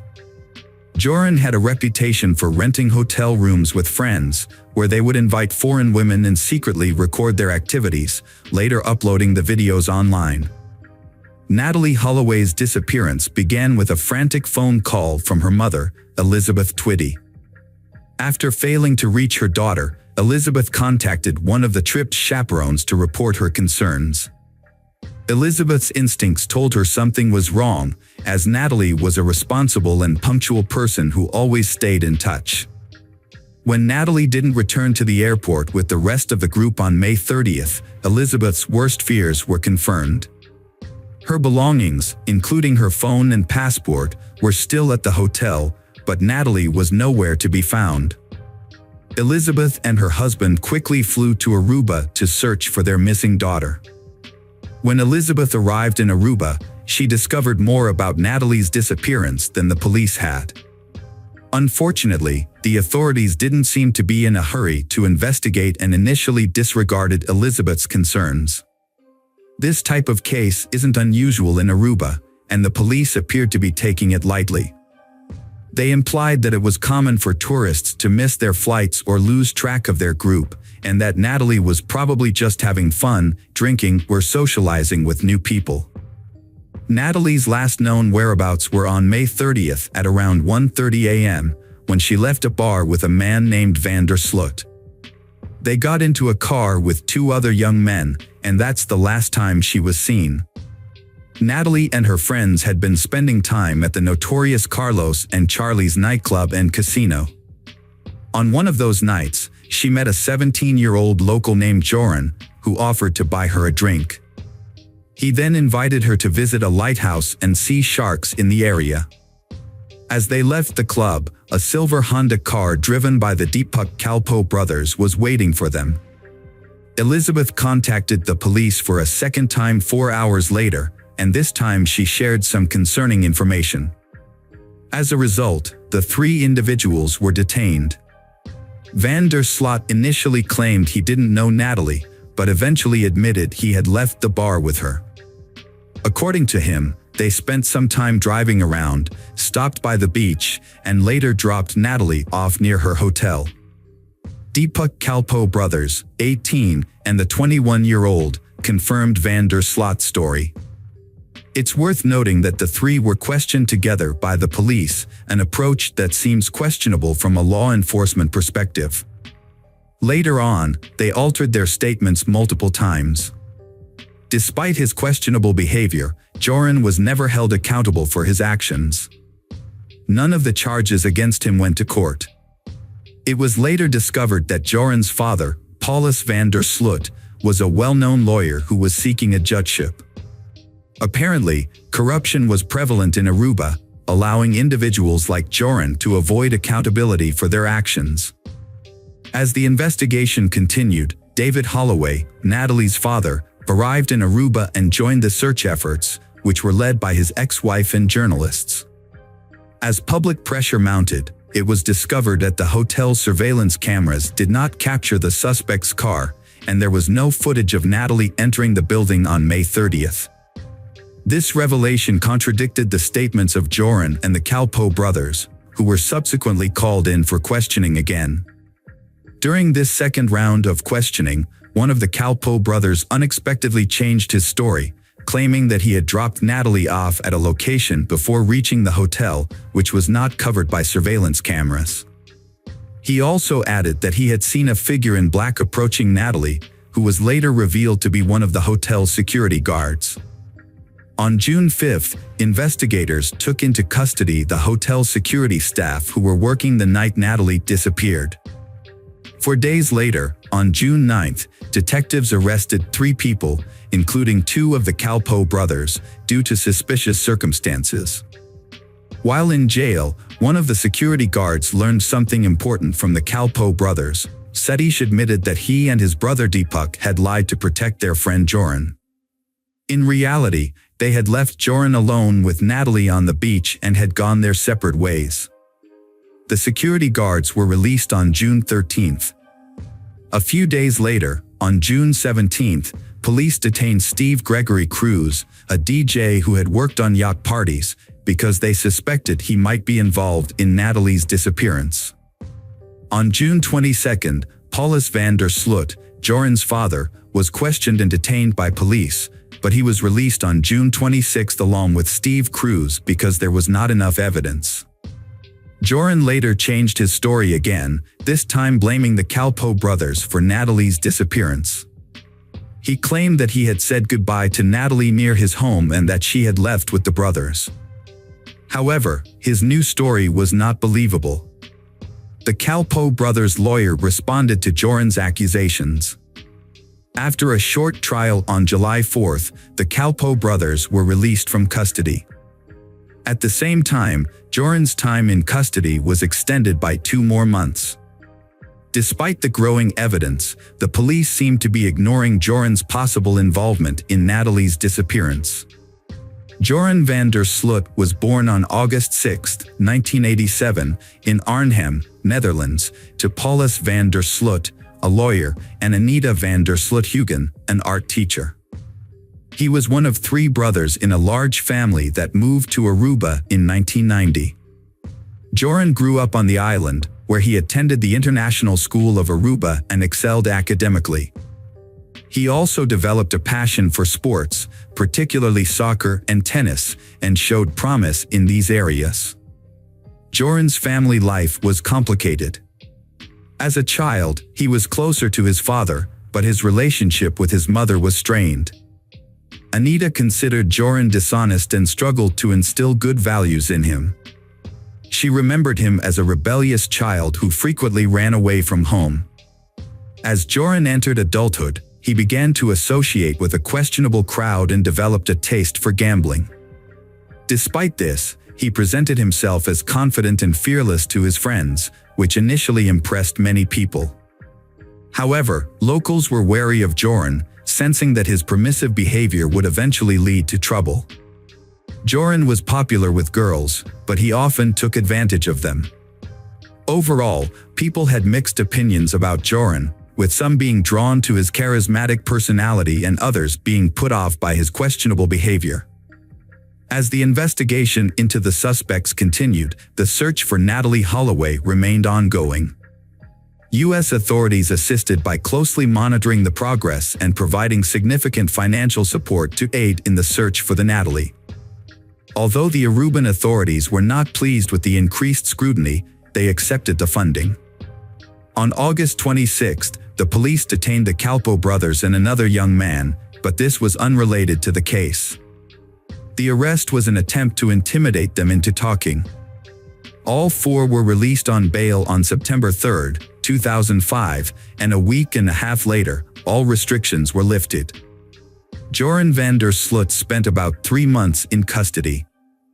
After his release, he reveled in the notoriety, giving interviews and appearing on TV shows. He claimed Natalie Holloway was flirtatious and offered intimacy, but he declined due to lack of contraception. When questioned about his credibility, Joran threw a glass at the interviewer, showcasing his impulsiveness and aggression. According to the recorder, Joran van der Sloot was confessing to witnessing Natalie Holloway's death on the beach in Aruba. He claimed they were intimate before she lost consciousness, and despite trying CPR, she died. Van der Sloot said he and a friend disposed of her body at sea. Despite the damning recording, Van der Sloot again avoided consequences, quickly denying his statement after it aired. In his 2007 book, The Case of Natalie Holloway, My Own Account, Van der Sloot maintained his innocence, apologizing to Natalie's family and providing his account of events, despite ceasing search efforts by authorities. In 2008, 2 new witnesses came forward in the case. One reported seeing Joran and his father on the beach near the Holiday Inn on May 30, 2005, around 4 a.m. Joran appeared disheveled and shirtless. The witness saw them arguing in a car before driving away.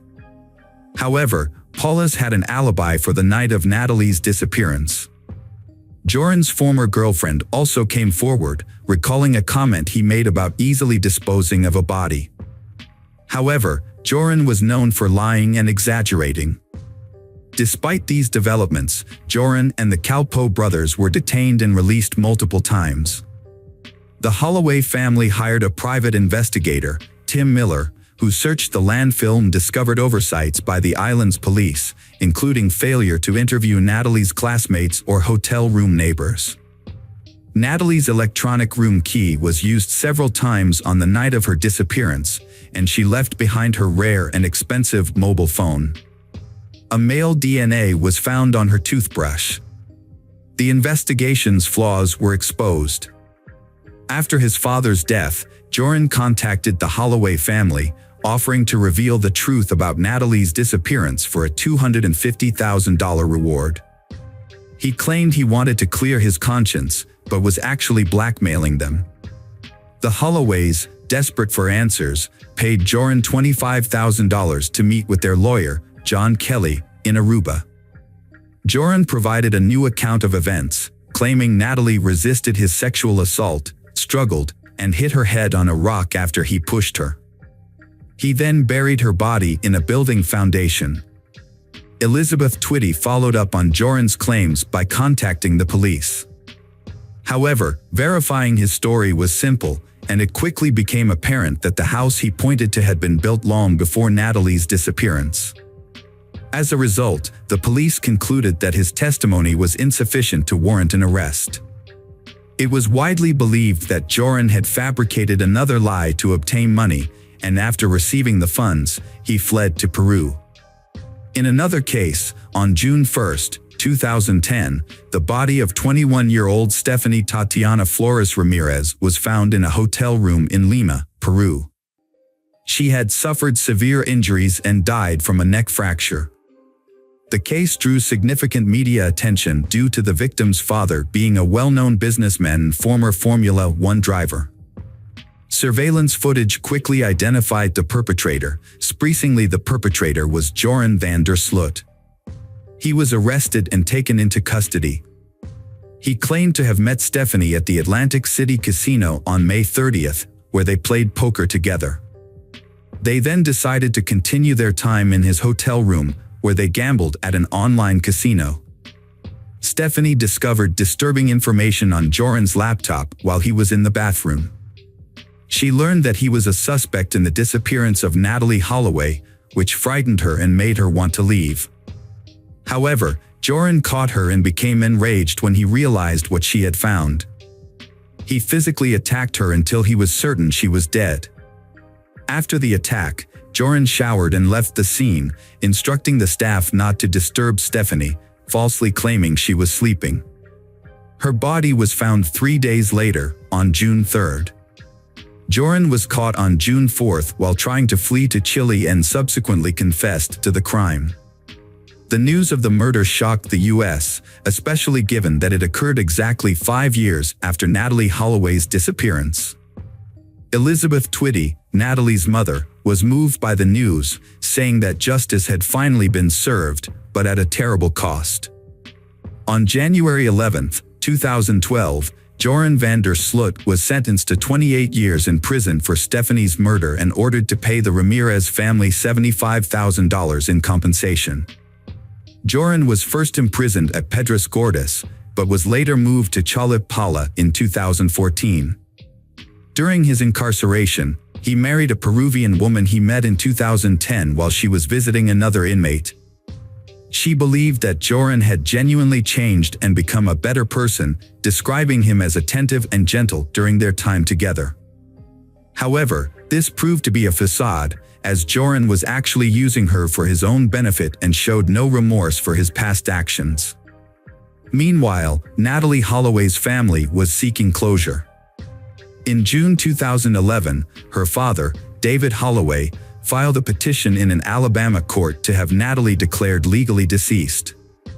Natalie's mother opposed this move, holding on to the hope that Joran would eventually confess to the crime and face trial. After 2 hearings, Judge Alan King ruled in favor of the declaration, stating that all necessary requirements had been met.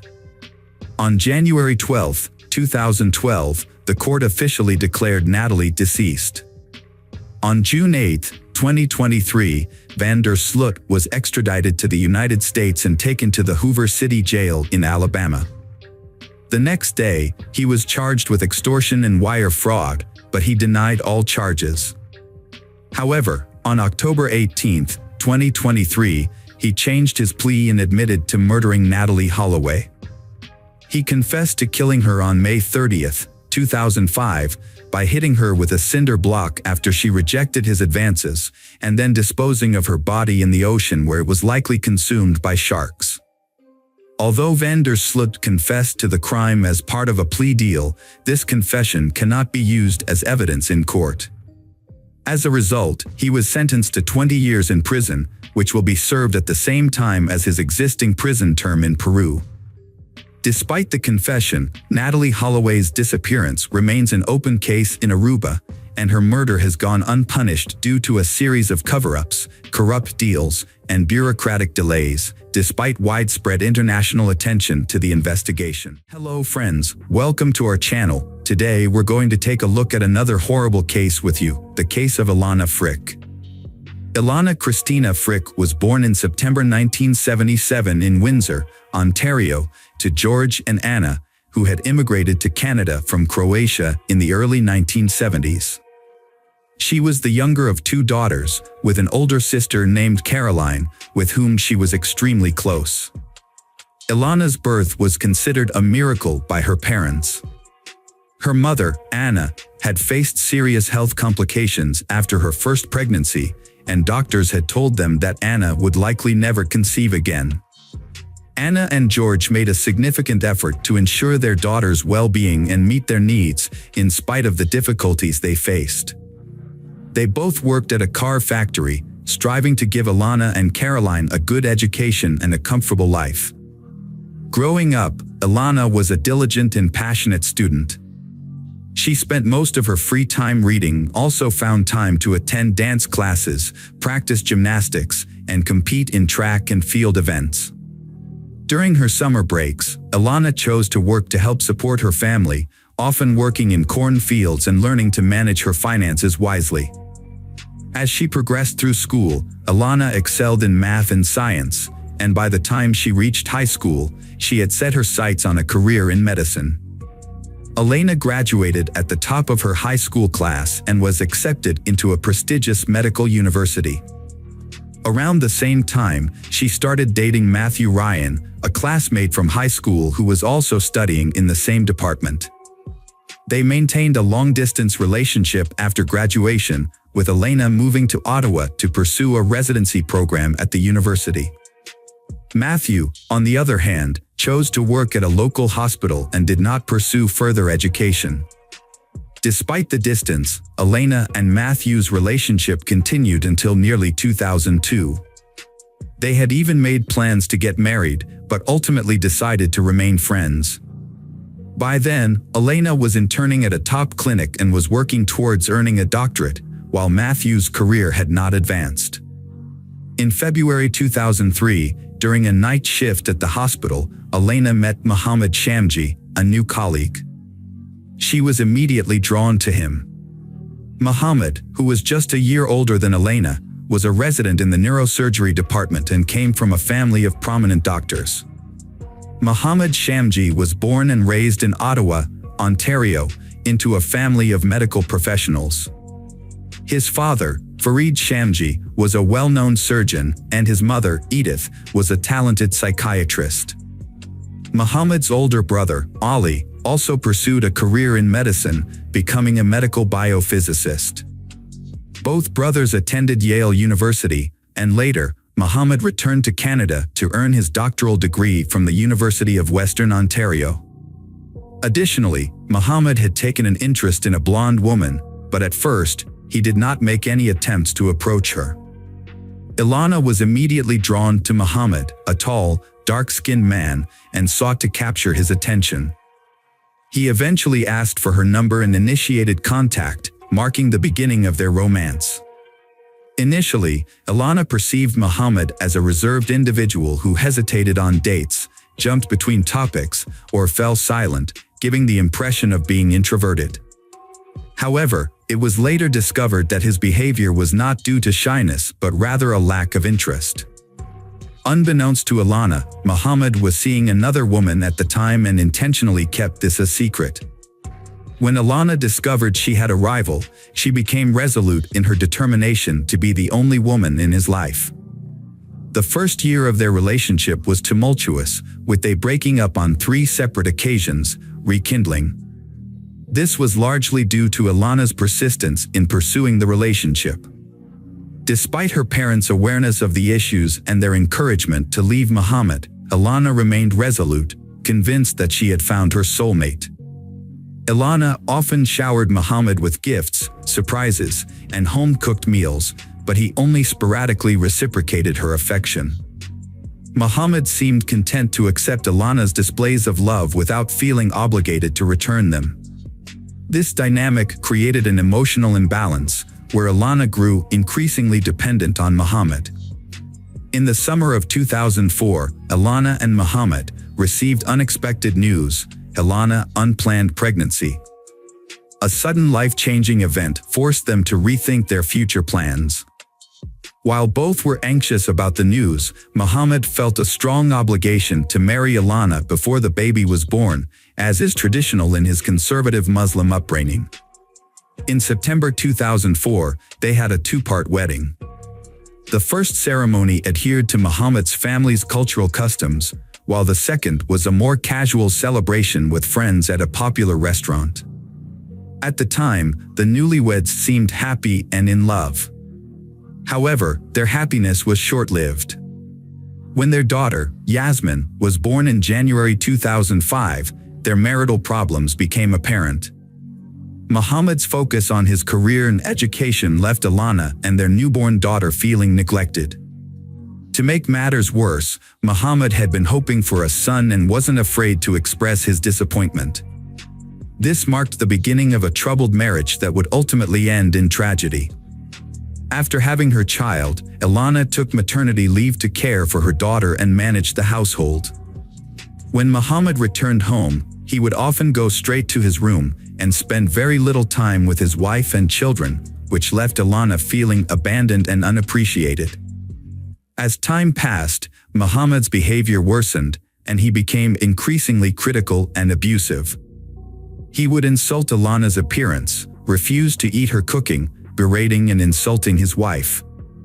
Despite her growing unhappiness, Ilana chose not to confide in anyone, including her close friends and parents, about her marital problems.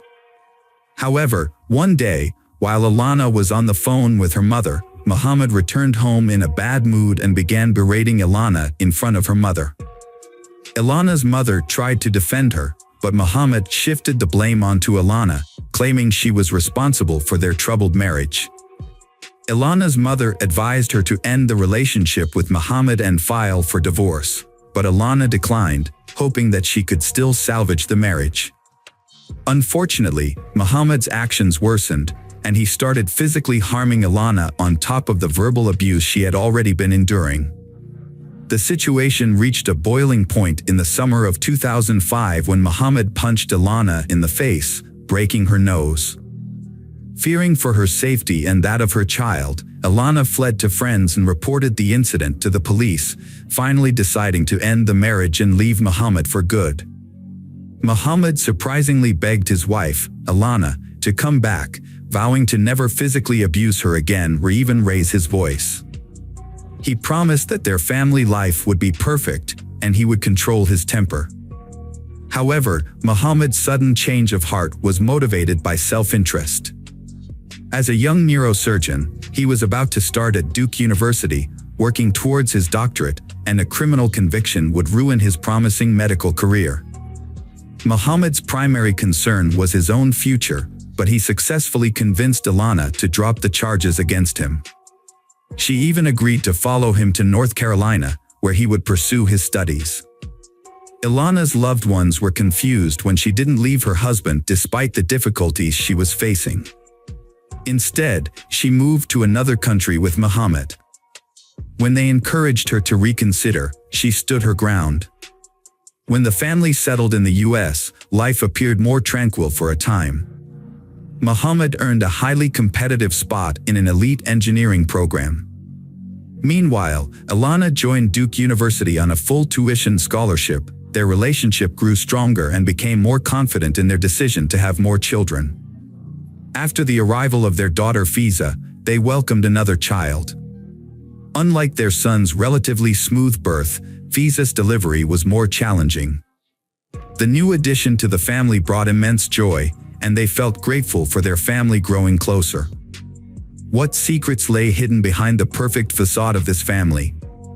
In the late summer of 2009, Ilana and her husband, along with their children, returned to Ottawa, Canada, and settled back into their home.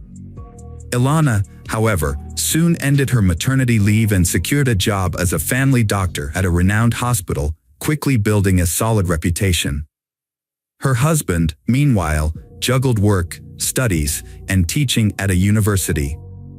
As social media gained popularity in the late 2000s, they started a personal blog that portrayed them as an ideal family. They shared photos of their vacations, accomplishments in science, and luxury lifestyle, complete with a lavish home. They even posted about attending prestigious conferences and trendy resorts. To outsiders, they seemed like a happy, successful, wealthy, and deeply in love couple with no problems. However, this perfect image hid a dark reality. Behind closed doors, Muhammad continued to exert strict control over Ilana. He monitored her interactions, dictated what she wore, and even checked her email and social media accounts. He openly criticized her appearance, style, and parenting methods, leaving Ilana feeling silent and trapped. As time passed, the tension and aggression between them became stressed, with Muhammad frequently yelling at Ilana and blaming her for their arguments and discord. In 2011, a prestigious medical center in Calgary offered a talented neurosurgeon, Muhammad, a fellowship in spinal surgery. Muhammad accepted the offer and relocated to Calgary, but he had to leave his family in Ottawa because his wife, Ilana, couldn't take a leave of absence from her job for over a year.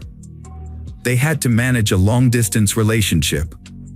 During one of Muhammad's visits home, their relationship faced its biggest challenge yet. While at home, Muhammad accidentally left his laptop open, and Ilana saw a message from another woman on his social media account. The content of the message implied a romantic involvement.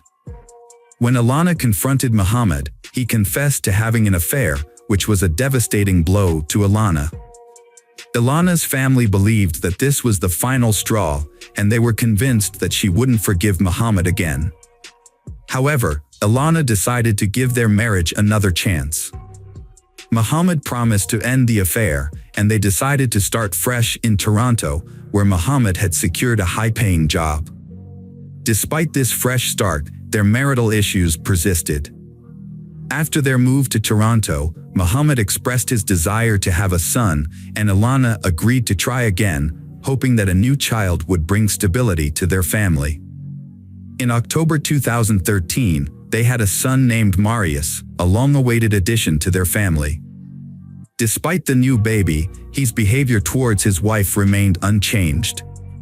Over the next few years, he devoted himself to his medical career, becoming a skilled and respected neurosurgeon known for his ability to tackle complex cases that other doctors avoided.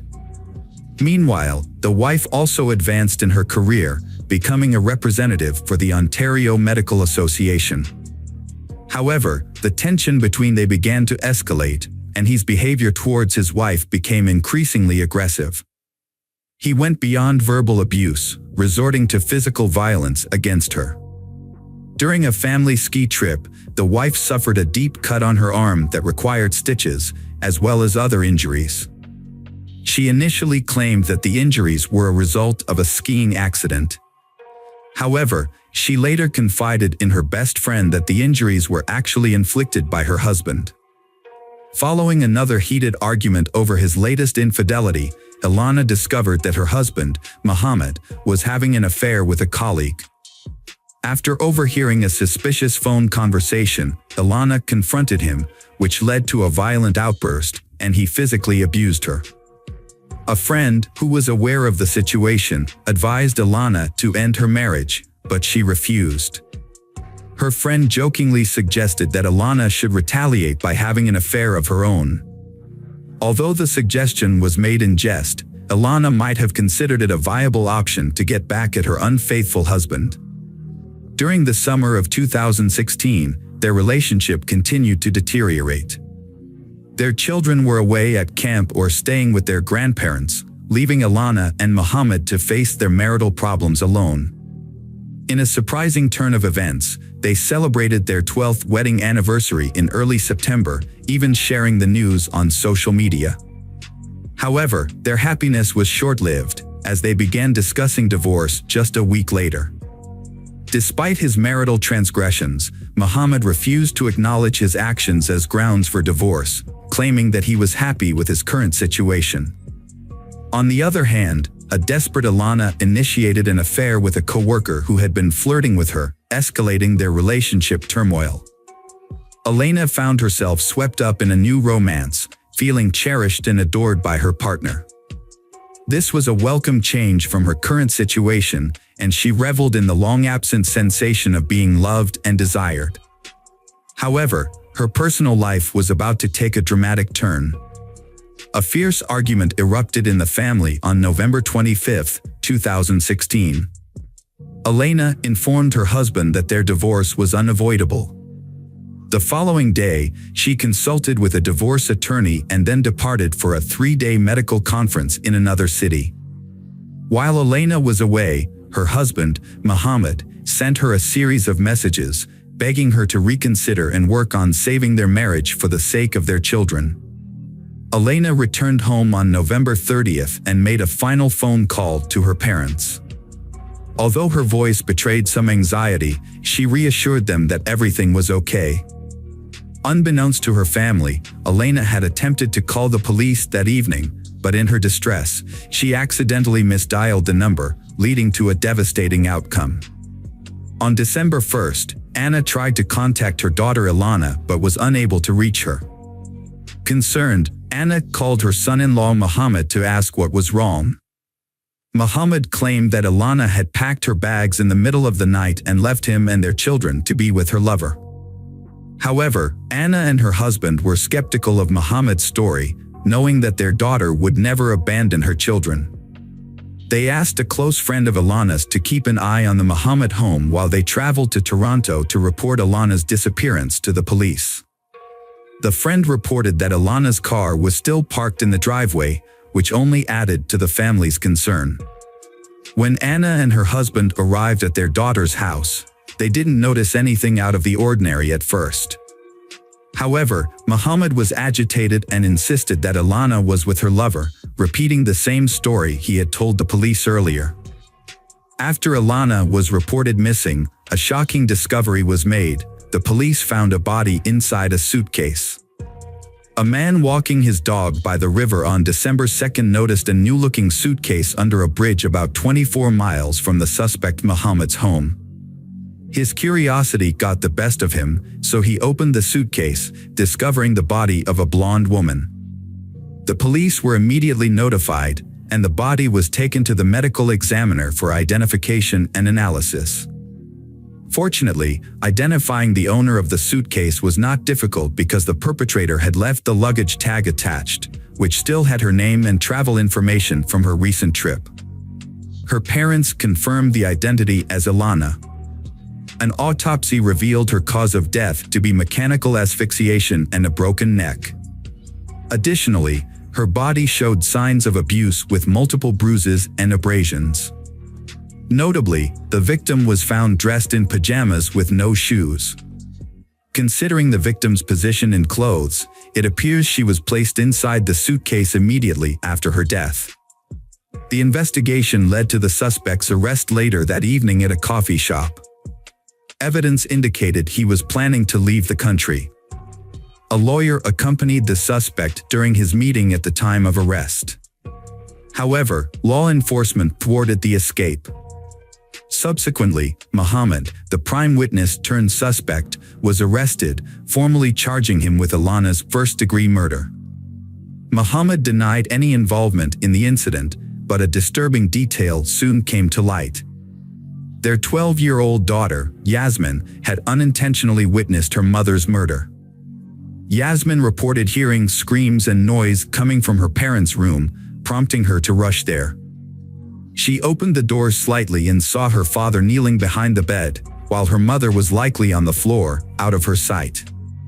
Muhammad ordered Yasmin to leave the room immediately, shut the door, and go back to bed.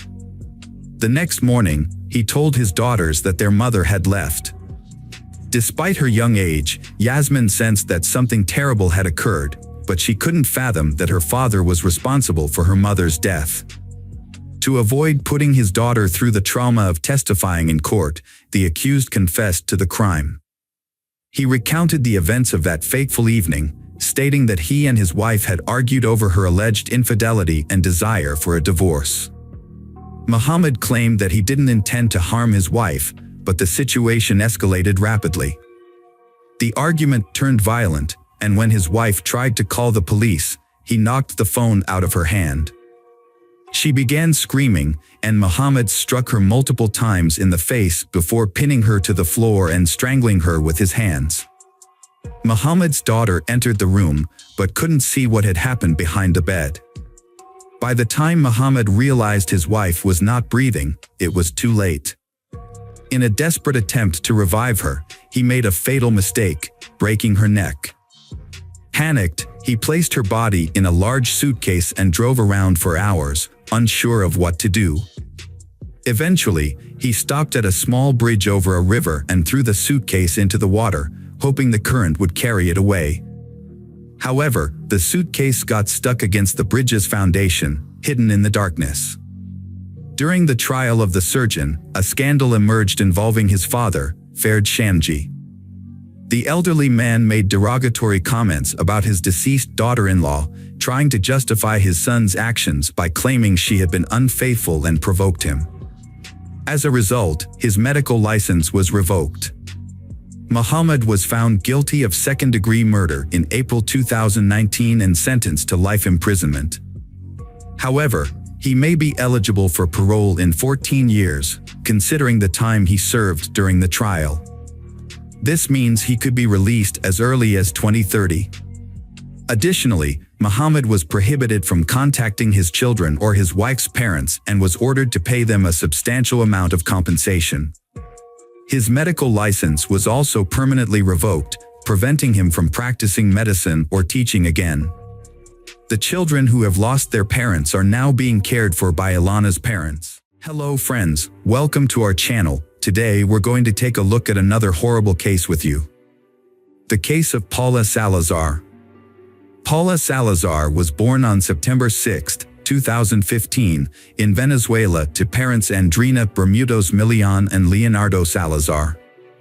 Her mother was from Machorina, Minagas, while her father was from Tucupito, a town in the state of Delta Amacuro. A year later, in September 2016, the family decided to move to Ecuador in search of a better life. However, their new life in Quito, the capital of Ecuador, was short-lived. Just a month after their arrival, the relationship between Andrina and Leonardo began to deteriorate due to various reasons. They eventually broke up, and Andrina decided to move to Cuenca, Ecuador's third-largest city, with Paula. A mother's friend kindly offered them temporary accommodation while they settled and found work. Meanwhile, Leonardo returned to his hometown of Tucupito in Venezuela. After spending some time, Leonardo decided to move to Trinidad and Tobago. At that point, Leonardo had already been dealing with a long-standing disability resulting from a serious motorcycle accident that occurred during his youth, which had left his left arm completely unusable. Leonardo struggled to find decent work due to his physical limitations. After Andrina moved to Cuenca, she almost completely stopped communicating with Leonardo, only informing him once that she had taken a job on a farm in Tapacundo. Some months later, Andrina formed a romantic bond with Washington Andreas Aymaro. Interestingly, Andreas happened to own the same farm in Tapacundo where Andrina was employed. When Paula was around 18 months old, Andrina moved in with Andreas, bringing Paula with her. Later, on April 7, 2019, Andreas and Andrina had a child of their own. The arrival of the new baby brought immense joy and unity to the family. Life was going smoothly for the family, with the farm thriving and everyone enjoying each day. However, their happiness was short-lived. On March 27, 2020, a life-altering event occurred, changing the course of their lives forever. On that fateful day, Andreas took Paula to the flower plantations.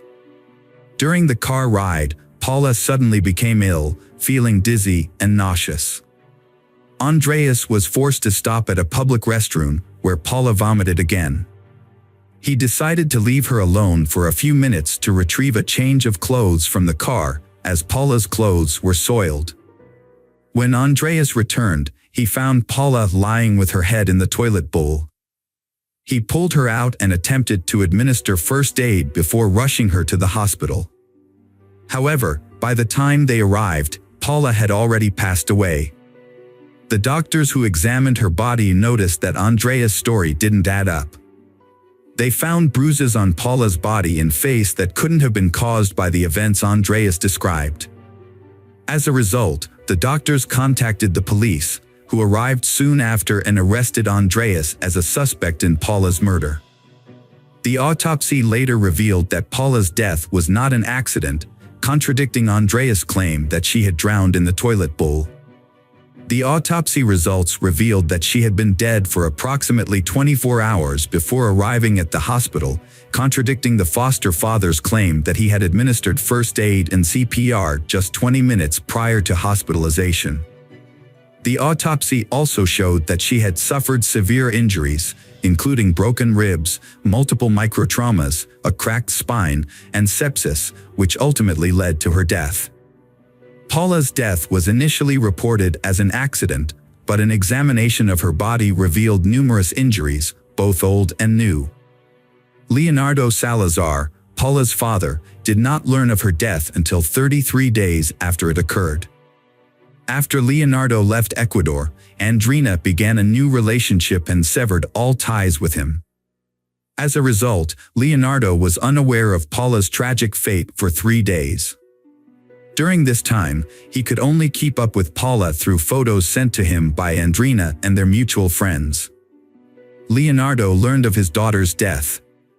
But Andrina's family told him a different story, claiming Paula had died from -19 complications. During this time, Ecuador was under quarantine due to the pandemic, like the rest of the world. But unusually, there were very few -19 deaths in the country. Leonardo was naturally skeptical about his daughter's alleged cause of death and quickly began researching Ecuador's -19 mortality statistics, which were publicly available on social media. Leonardo reached out to Andrina every day for 10 days, but she didn't return his calls until he'd been trying to contact her for almost 2 weeks. When they finally spoke, Andrina told him that Paula had died from -19, but she claimed her lawyers wouldn't allow her to share more information. On the same day she contacted Leonardo, she visited the morgue to begin making arrangements for her daughter's funeral. Despite a prosecutor requesting more time to examine the body, the funeral proceeded on April 10, 2020. Andrina refused to allow a second autopsy to be performed. Through social media and friends, Andrina's friends contacted Leonardo, sharing information about Paula's difficult life in the years before her death. They provided Leonardo with the details they had gathered, which included recordings of conversations, photos, audio recordings, and other similar evidence. According to witnesses, Paula faced mistreatment not only from her stepfather but also from her own mother. Observers reported that Paula was only seen happy when she played alone around Andreas, suggesting that her distress occurred during interactions involving multiple individuals, especially when Andreas was near Andrina. Typically, Paula appeared depressed, acted shyly, and became easily startled. She eventually confided in acquaintances that her mother and stepfather physically punished her for misbehaving. She further revealed that Andreas once pushed her as punishment, causing her to hit her head against the wall. She expressed her deep-seated fear of Andreas by calling him a monster. Paula was plagued by nightmares and struggled with insomnia. When she moved into her Andrina's home, Her parents initially required her to sleep alone, ignoring her cries when she had trouble falling asleep. They also refused to help her get tucked into bed, leaving her to do it on her own. Furthermore, her mother, Andrina, had begun teaching her how to cook at an unreasonably young age. Paula was forced to prepare her own breakfast and dinner, as her mother preferred to sleep in late and take breaks from childcare in the evenings. Andrina seemed unconcerned about the dangers of having a preschool-aged child cook for herself, despite the risks involved. This neglect was part of a larger pattern of indifference towards Paula's well-being, as Andrina simply did not want to care for her daughter. A young girl repeatedly complained of pain in her legs and back to her teacher, claiming she couldn't walk. Due to her persistent complaints and visible bruises, the teacher took her to the school's health center. After an examination, doctors suspected she was being mistreated at home. The teacher contacted a special police unit to investigate her family for potential abuse. Authorities took up the case and temporarily relocated she to a safe location while the investigation was ongoing. On October 16, 2019, she, Paula, was temporarily placed with her uncle, Andrina's brother. A court hearing was scheduled for December 4, 2019, but the teachers who were set to testify failed to appear.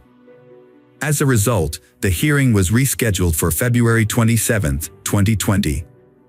Unfortunately, the teachers didn't show up again, and the court was forced to drop the charges against Paula's parents. With no evidence, Paula was returned to her mother. Tragically, 1 month later, on March 27, she passed away. Following Paula's death, Andreas was initially placed in protective custody during the investigation. However, he later appealed this decision, leading to a court hearing on June 12, 2020. During the video conference hearing, the judge set a restraining order and decided that Andreas could be released to house arrest. Yet, in a surprise move, Andreas dropped his appeal. Meanwhile, Leonardo was running a social media campaign and sought financial support to travel from Trinidad and Tobago to Ecuador, with the goal of filing a complaint against Andrina, Paula's mother, before it was too late. At the time, Andrina had not been charged and was free. Leonardo was fortunate to receive financial assistance and free legal advice from two kind-hearted Ecuadorian lawyers, Oswaldo and Alejandro. To reach Ecuador, he had to take a perilous journey from Trinidad to Venezuela, crossing the border by raft and then continuing on to San Cristobal. Leonardo started his journey into Caira and entered Colombia, then traveled through rugged terrain to reach Ipiales. From there, he made his way to the Rumichaca Bridge, which marks the border with Ecuador, and eventually arrived in Quito, where he met with a lawyer on June 30th.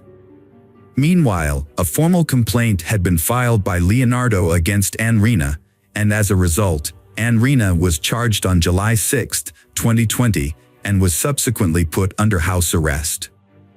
Andrina and Andreas were charged with murder, an offense that carries a maximum prison sentence of 13 years. In November 2020, Leonardo's lawyer raised concerns about the possibility of Andrina fleeing the country due to a past incident where she attempted self-harm. As a precaution, the judge ruled in favor of fitting Andrina with an electronic monitoring device, reducing the need for her to attend court hearings twice a week, making them only once a week instead. Andrina later asked the judge to reconsider the decision to wear an electronic monitoring device. A second hearing was held on November 16 to consider this request. Despite these delays, the judge eventually scheduled a trial for December. Due to the pandemic dominating the news, some key events were not reported. The trial began on January 14, 2021, with Andreas being held at the Regional Detention Center. The trial was closed to the public and no media representatives were present. Some participants joined via video link.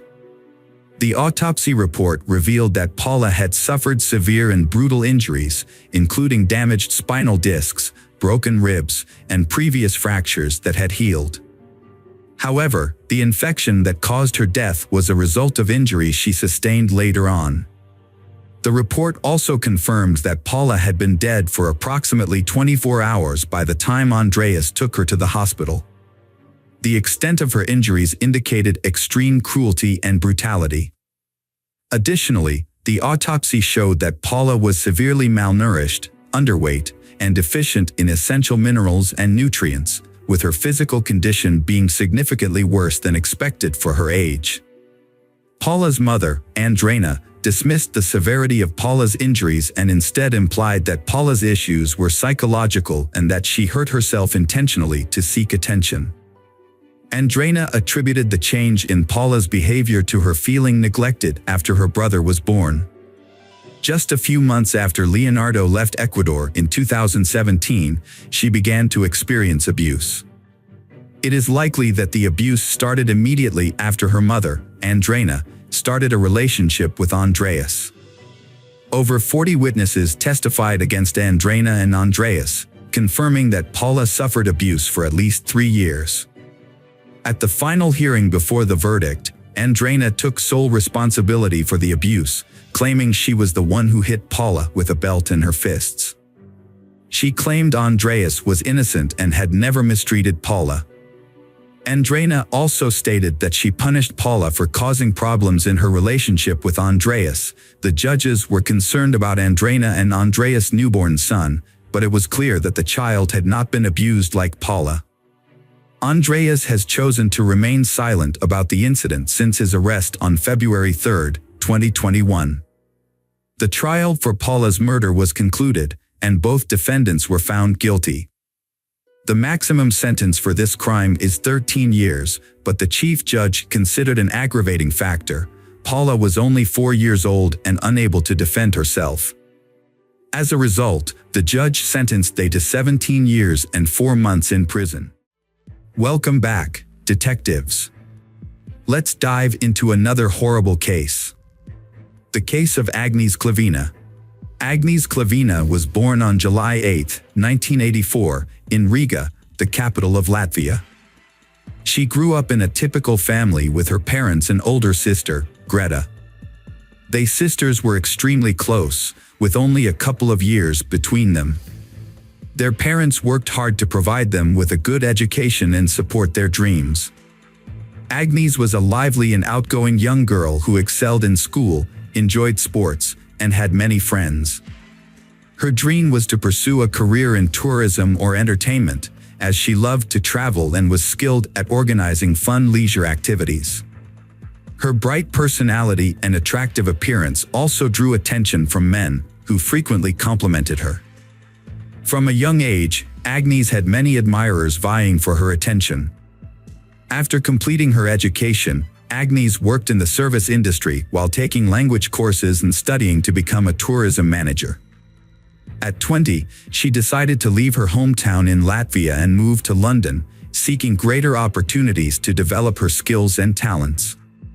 Her parents and older sister supported her decision, and soon after her move, Agnės met Michael Mills, a successful businessman 8 years her senior.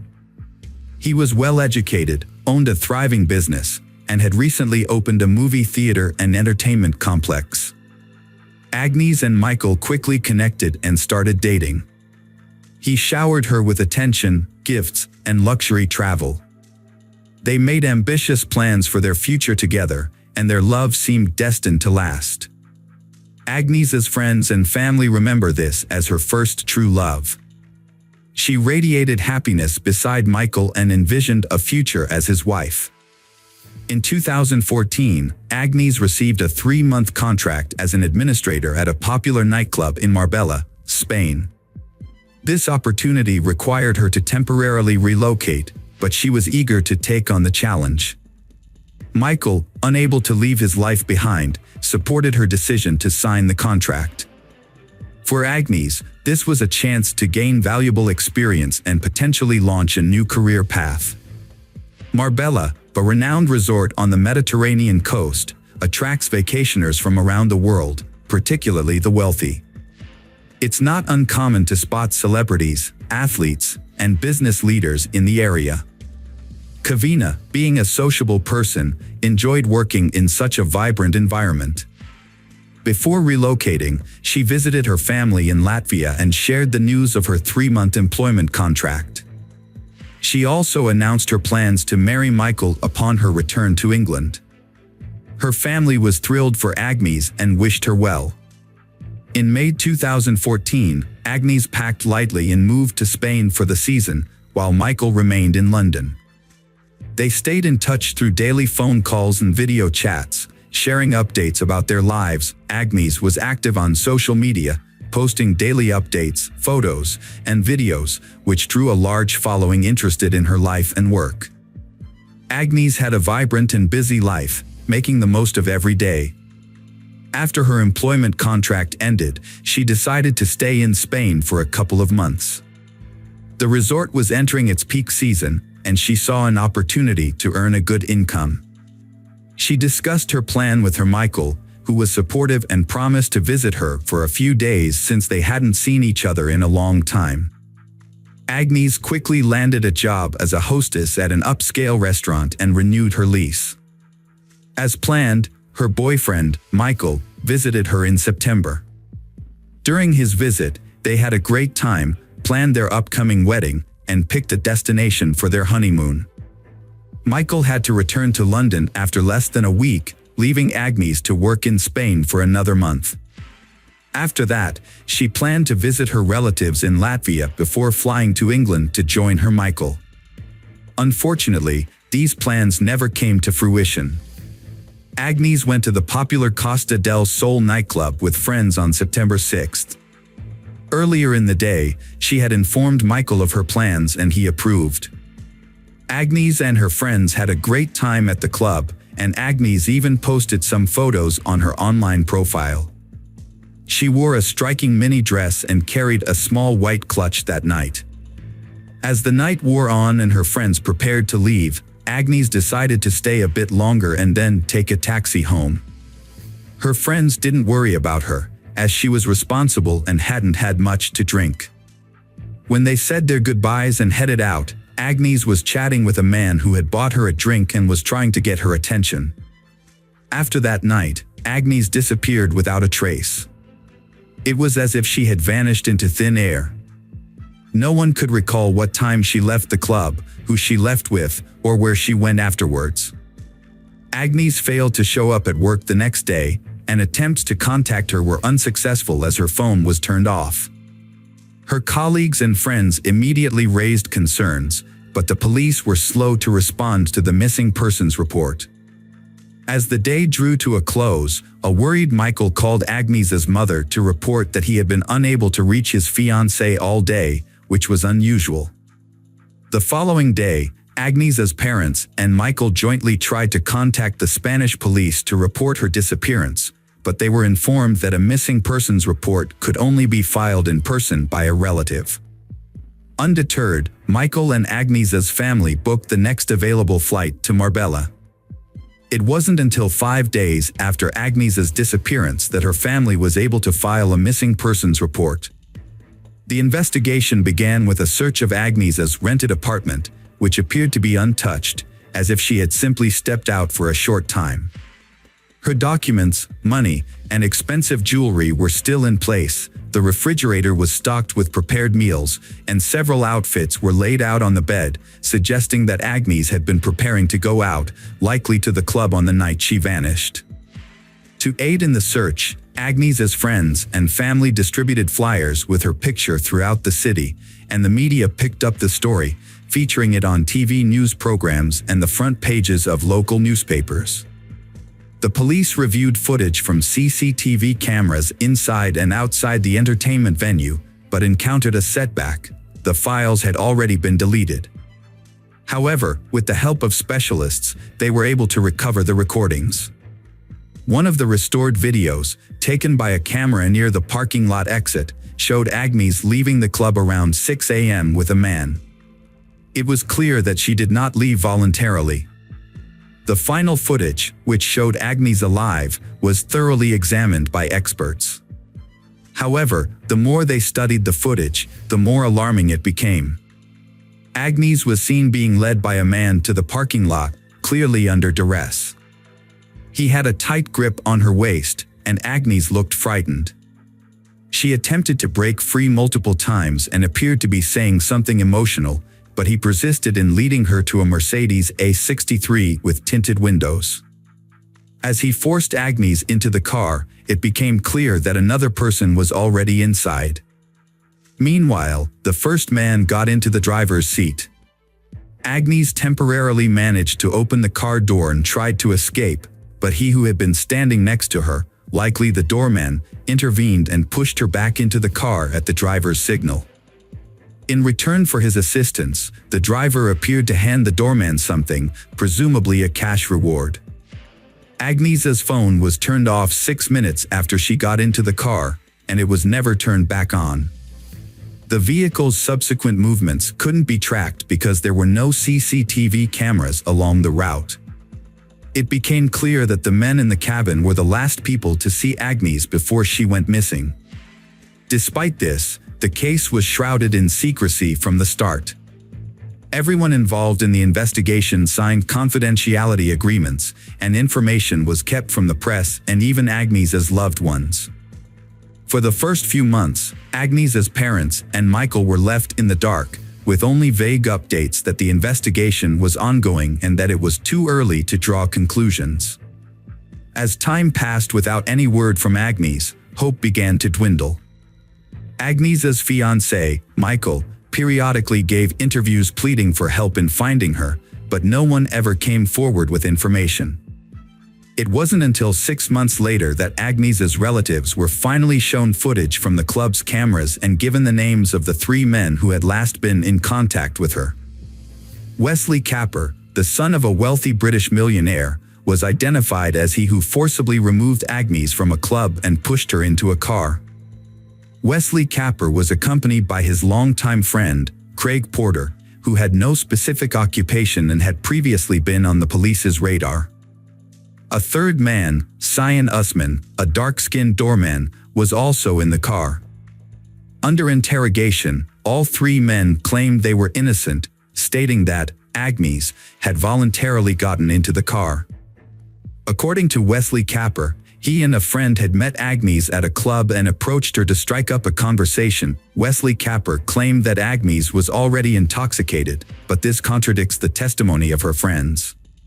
He also stated that Agnes had accepted a drink from him and his friend. Capper then invited Agnes to continue the party at his luxurious country home, which she allegedly agreed to.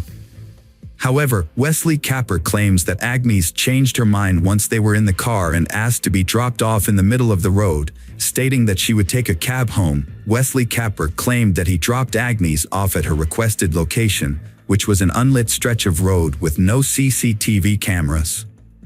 Craig Porter couldn't confirm or deny Wesley Capper's statement about Agnes's presence in their car.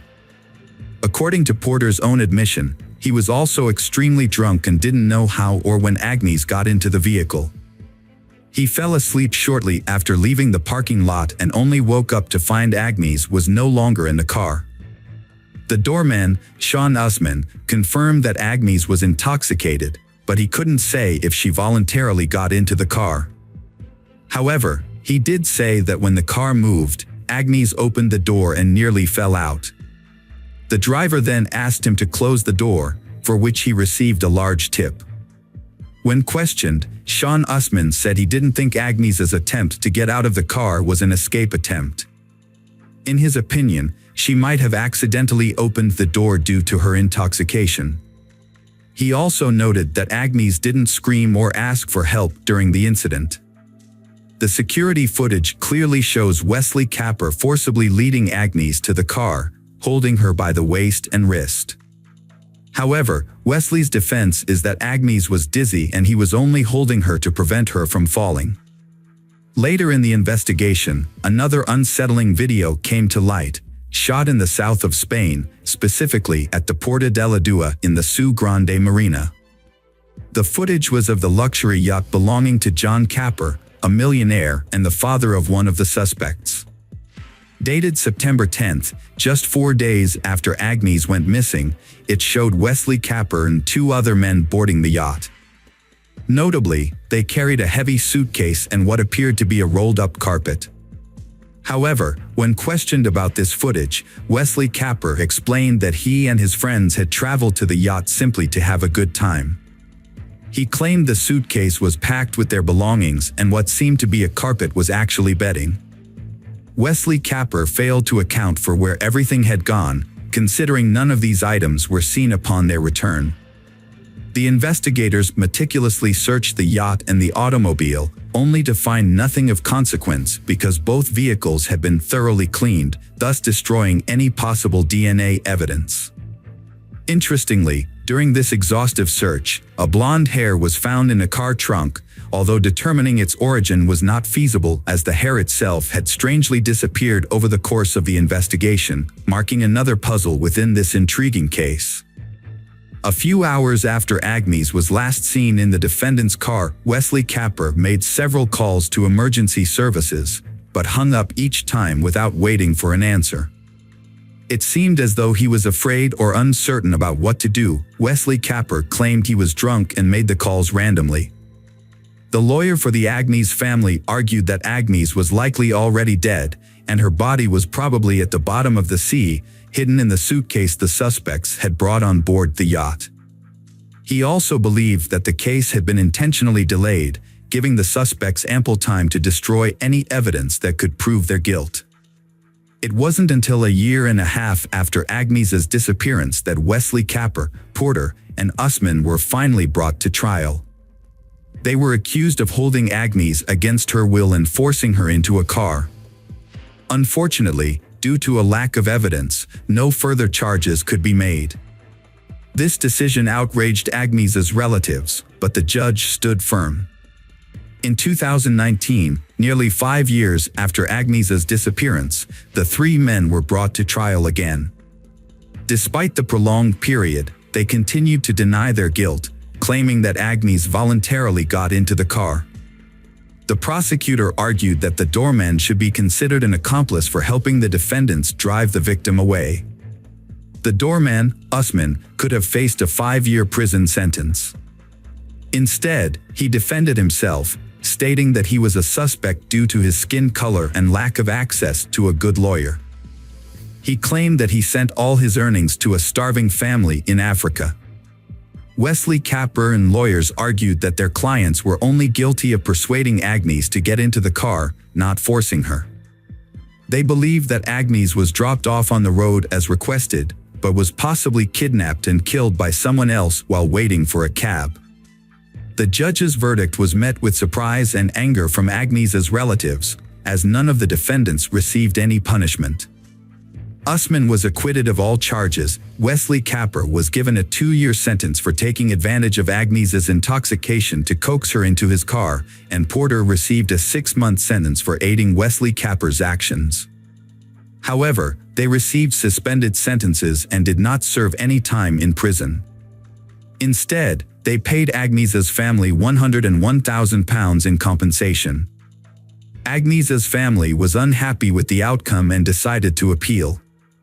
It later came to light that the defendants had both committed further offenses while awaiting the court's decision. Wesley Capper, who was intoxicated by alcohol and drugs at the time, hit and killed a woman with his vehicle and then fled the scene. Meanwhile, Porter and a friend, who were also intoxicated, stole a car after violently assaulting its owner. Wesley Capper received a surprisingly lenient sentence of probation for his serious crime, thanks to his lawyer's skilled defense. As part of his sentence, he paid a substantial amount of compensation to the family of she he had killed in a car accident. In contrast, Porter was not as fortunate and was sent to jail, although the exact length of his sentence is not publicly known. Nearly 7 years after Agnes's disappearance, the prime suspect in her case finally faced consequences. However, it wasn't the law that caught up with Wesley Capper, but his own destructive lifestyle. Years of substance abuse took a serious toll on his health. During the -19 pandemic, Capper was hospitalized, and after beginning to recover from the illness, he suffered a stroke. He passed away on July 26, 2021, at the age of 44. At that time, Agnieszka's parents appealed to the court again, but unfortunately, the suspect had since passed away and could no longer face prosecution. Despite this development, the case was still before the Supreme Court, although a new turn of events would arise 9 years later, long after Agnieszka's fate had been presumed, her body never found, alive or dead. Following this, her parents, sister Michael, and their lawyer converged on a plausible theory. It suggested that the perpetrators had likely disposed of Agnieszka's body in a suitcase that was secretly boarded on a yacht, eventually dropped in a distant, undisclosed part of the open ocean. In mid-June, a gardener at the exclusive Lida Golf Club in the Costa del Sol region discovered a mysterious object near the coast while cleaning the area. Upon closer inspection, the object turned out to be an old, badly damaged suitcase. The gardener did not attempt to open it and instead called the police. When law enforcement officers opened the suitcase, they found human remains inside. Further examination revealed that the remains belonged to she, approximately 25 to 35 years old at the time of her death.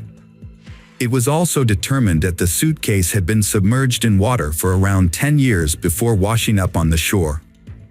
Based on these findings, the police hypothesized that the remains might belong to Agnieszka, a woman who had gone missing 9 years ago.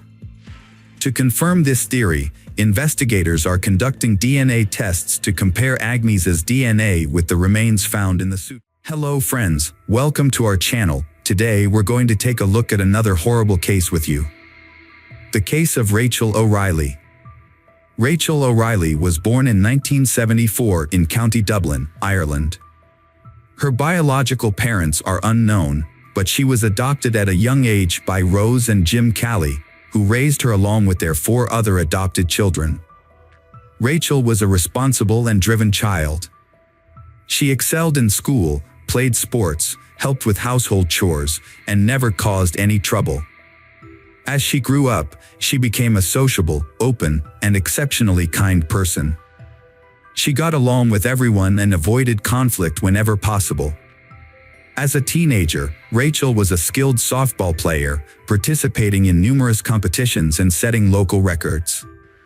Her closest relationship was with her adoptive mother, Rose, with whom she shared all her secrets and stayed in close touch even after she got married and had children of her own.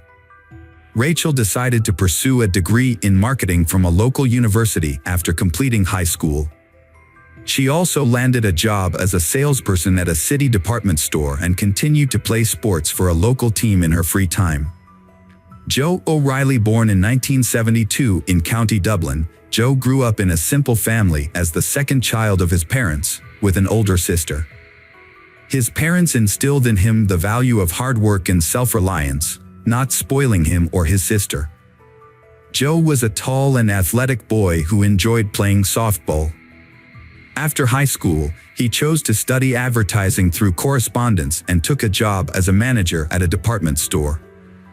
A few months later, Rachel would start working at the same store.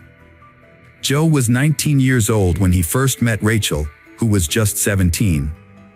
He was immediately drawn to her and introduced himself, but despite being charmed by her bright smile and blonde hair, she refused to go on a date with him. Undeterred, Joe began to try to win her over, showering her with compliments and small gifts, such as flowers and chocolates, which he would leave at her workstation in the morning. However, no matter how hard he tried, Rachel remained unimpressed. The entire department store staff was entertained by Joe's attempts to get Rachel's attention, and it even became a running joke. Despite initial challenges, Joe persevered. He made an effort to read Rachel's favorite book, hoping to find common ground for conversation. However, it wasn't until he discovered her passion for softball that he made significant progress.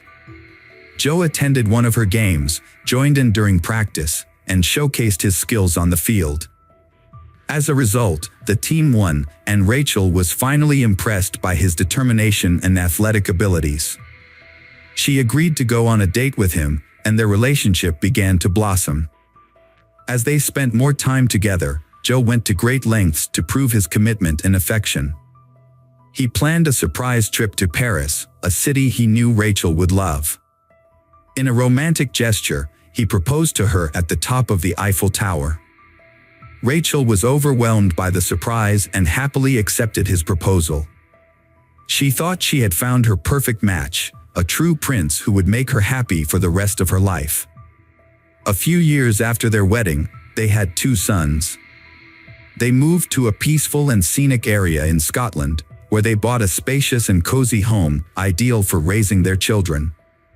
After the birth of their first son, Rachel left her job to focus on taking care of her family. 2 years later, their second son was born, and Rachel dedicated herself to raising their children.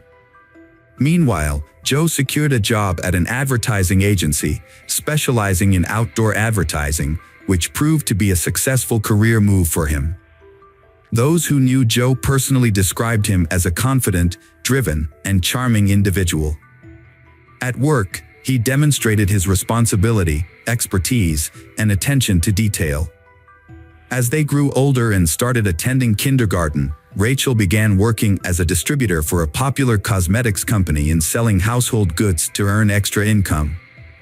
This job allowed her to interact more with her neighbors, who praised her as a wonderful mother and a kind, open person. Meanwhile, Joe became increasingly absent from home, only returning to sleep, shower, and change clothes. He attributed his absence to his demanding work schedule and an upcoming promotion he was eagerly anticipating. Rachel supported Joe as best she could, but as time passed, they started to drift apart, and their family relationships began to deteriorate significantly. A disturbing incident occurred in the summer of 2004 when an anonymous person sent a letter to Child Protective Services, falsely accusing Rachel of being a bad mother who mistreated her sons. In response, a special commission visited their home to investigate the allegations. Although the investigation found no evidence of wrongdoing, and relatives and neighbors described Rachel as a loving and caring mother, the malicious letter damaged her reputation. On the morning of Monday, October 4, 2004, the O'Reilly household began as usual. Joe, the father, left for work at dawn while his wife, Rachel, and their sons were still asleep. Throughout the day, Joe tried to contact Rachel by texting and calling her, but she didn't respond. He then called their home phone, but the answering machine picked up, and Joe left a worried message, asking Rachel to call him back as soon as possible. Later that afternoon, Joe received a call from the kindergarten teacher, informing him that Rachel had not arrived to pick up their sons, which was unusual. Joe then called his mother-in-law, Rose, to ask if she knew Rachel's whereabouts. When Rose said she didn't know, Joe asked her to check on their house and see if everything was okay. Meanwhile, Joe went to the kindergarten to pick up the children. When Rose arrived at the house, she found Rachel's car in the yard, indicating that Rachel was home. However, the house was dark and quiet, and Rose's calls went unanswered. As Rose entered the house, she was immediately struck by the scene of chaos before her. Cabinets and drawers were open, with their contents scattered all over the floor, giving the appearance of a robbery. Upon entering the bedroom, Rose's was met with a horrific sight. Rachel lay lifeless on the floor, surrounded by a massive pool of her own blood. The walls, furniture, and even the ceiling were splattered with blood, and Rachel's tangled, bloody hair partially concealed her skull. In some places, the bare bones of her skull were visible. Rose rushed to her daughter, hoping against hope that she was still alive and could be saved. But when she touched Rachel's arm, she felt it was cold and stiff. It was clear that Rachel had been dead for hours, and there was nothing that could be done to help her. Overcome with grief and unable to collect her thoughts, Rose began screaming and calling for help. She then rushed to the phone to dial the police. Her screams alerted the neighbors, one of whom was a doctor. The doctor was the first to examine the body and confirm that Rachel was beyond help. When Joe arrived at the house, he was met with a crowd of people who had already gathered there. Upon learning of his wife's death, he was overcome with grief, screaming and running inside the house, exclaiming that he didn't believe the news. In the bedroom, he became hysterical beside his wife's body, crying and vowing to kill the person responsible for her murder. According to the police officers who responded to the scene, the crime was one of the most brutal they had ever encountered.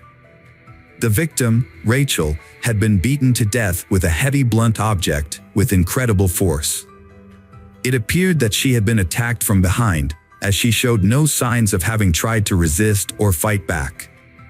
At first, the scene resembled a robbery, but the investigators' instincts suggested that the brutality of the attack indicated a personal motive or intense dislike. However, it was unclear who would have wanted to harm the Rachel, who was a mother of two.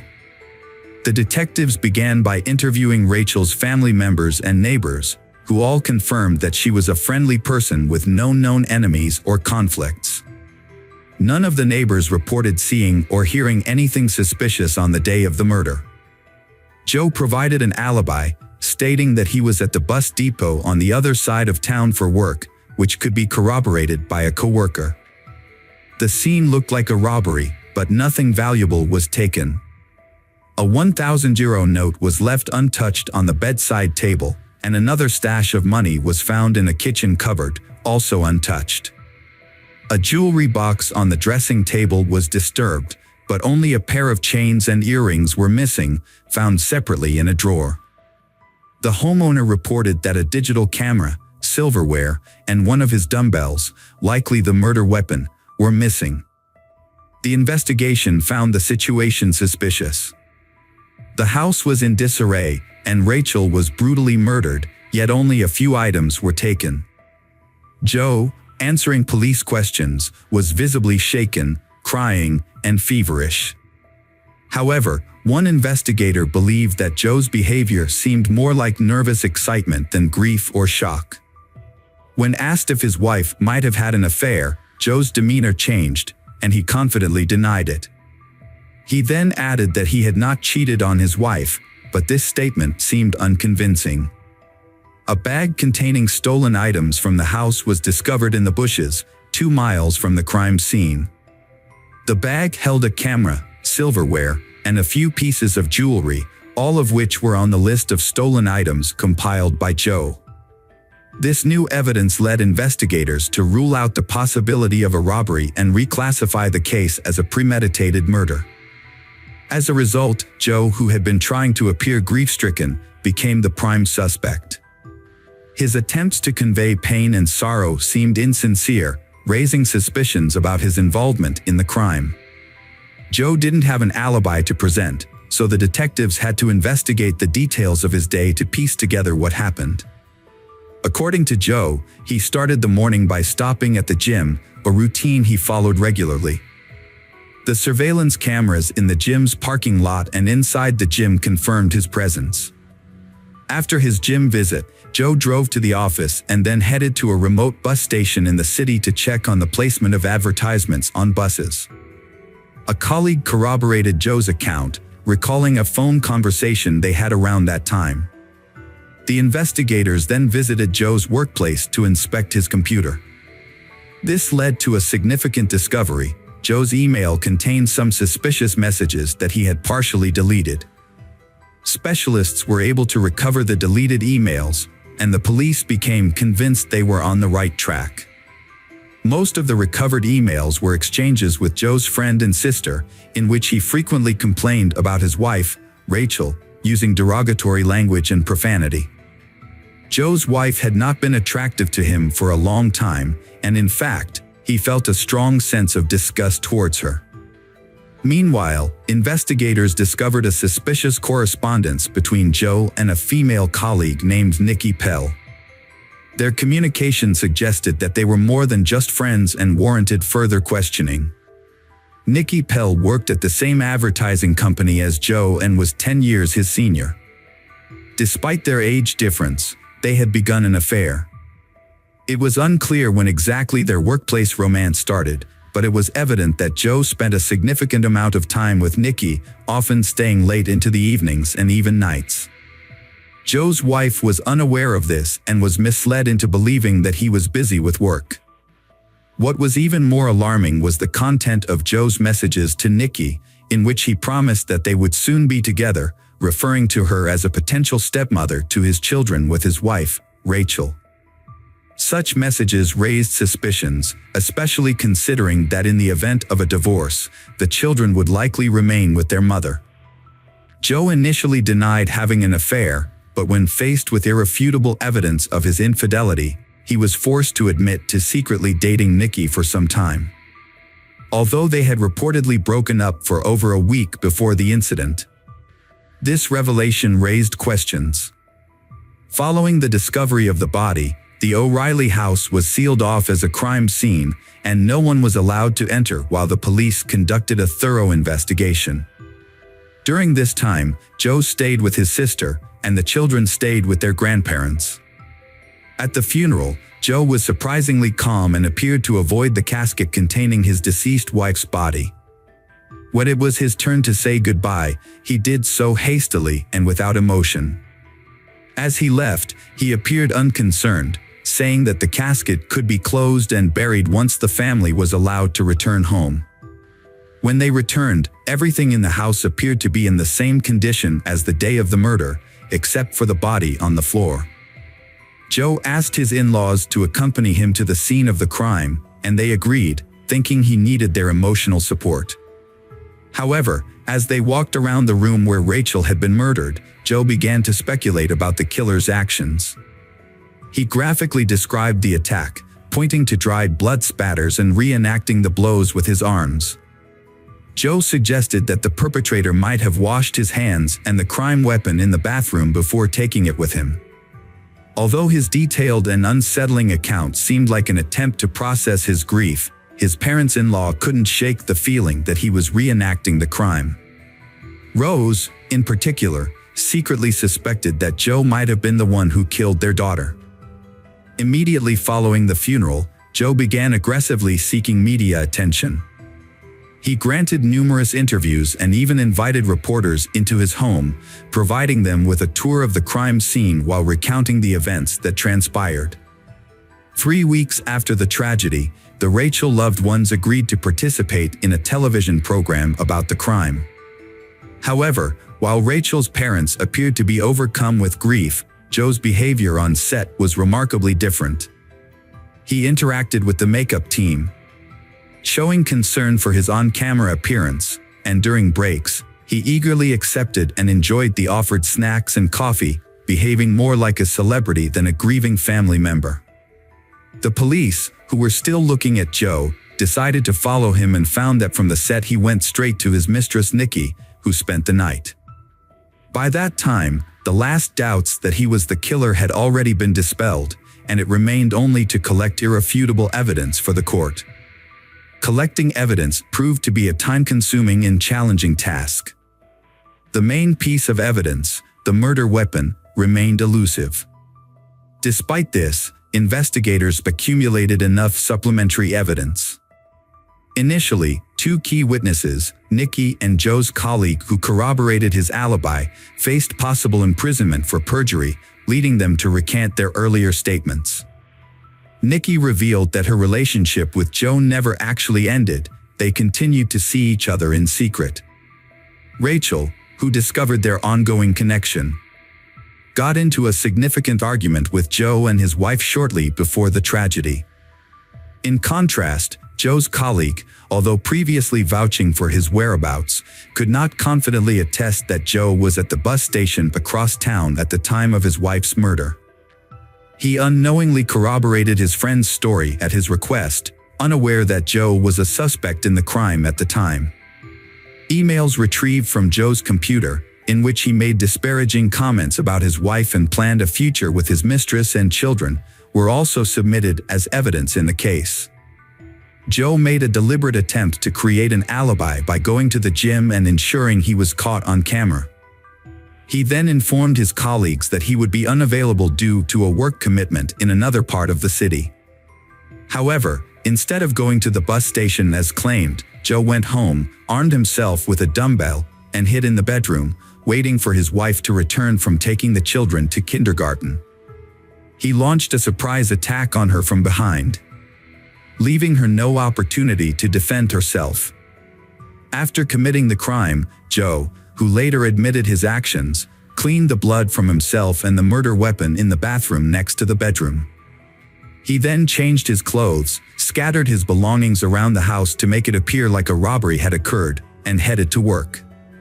While on his way to the office, Joe got rid of the items he had taken, disposed of the bloody clothes and dumbbells, and made several attempts to cover his tracks by calling his wife's phone, sending her messages, and leaving voicemails asking her to call him back.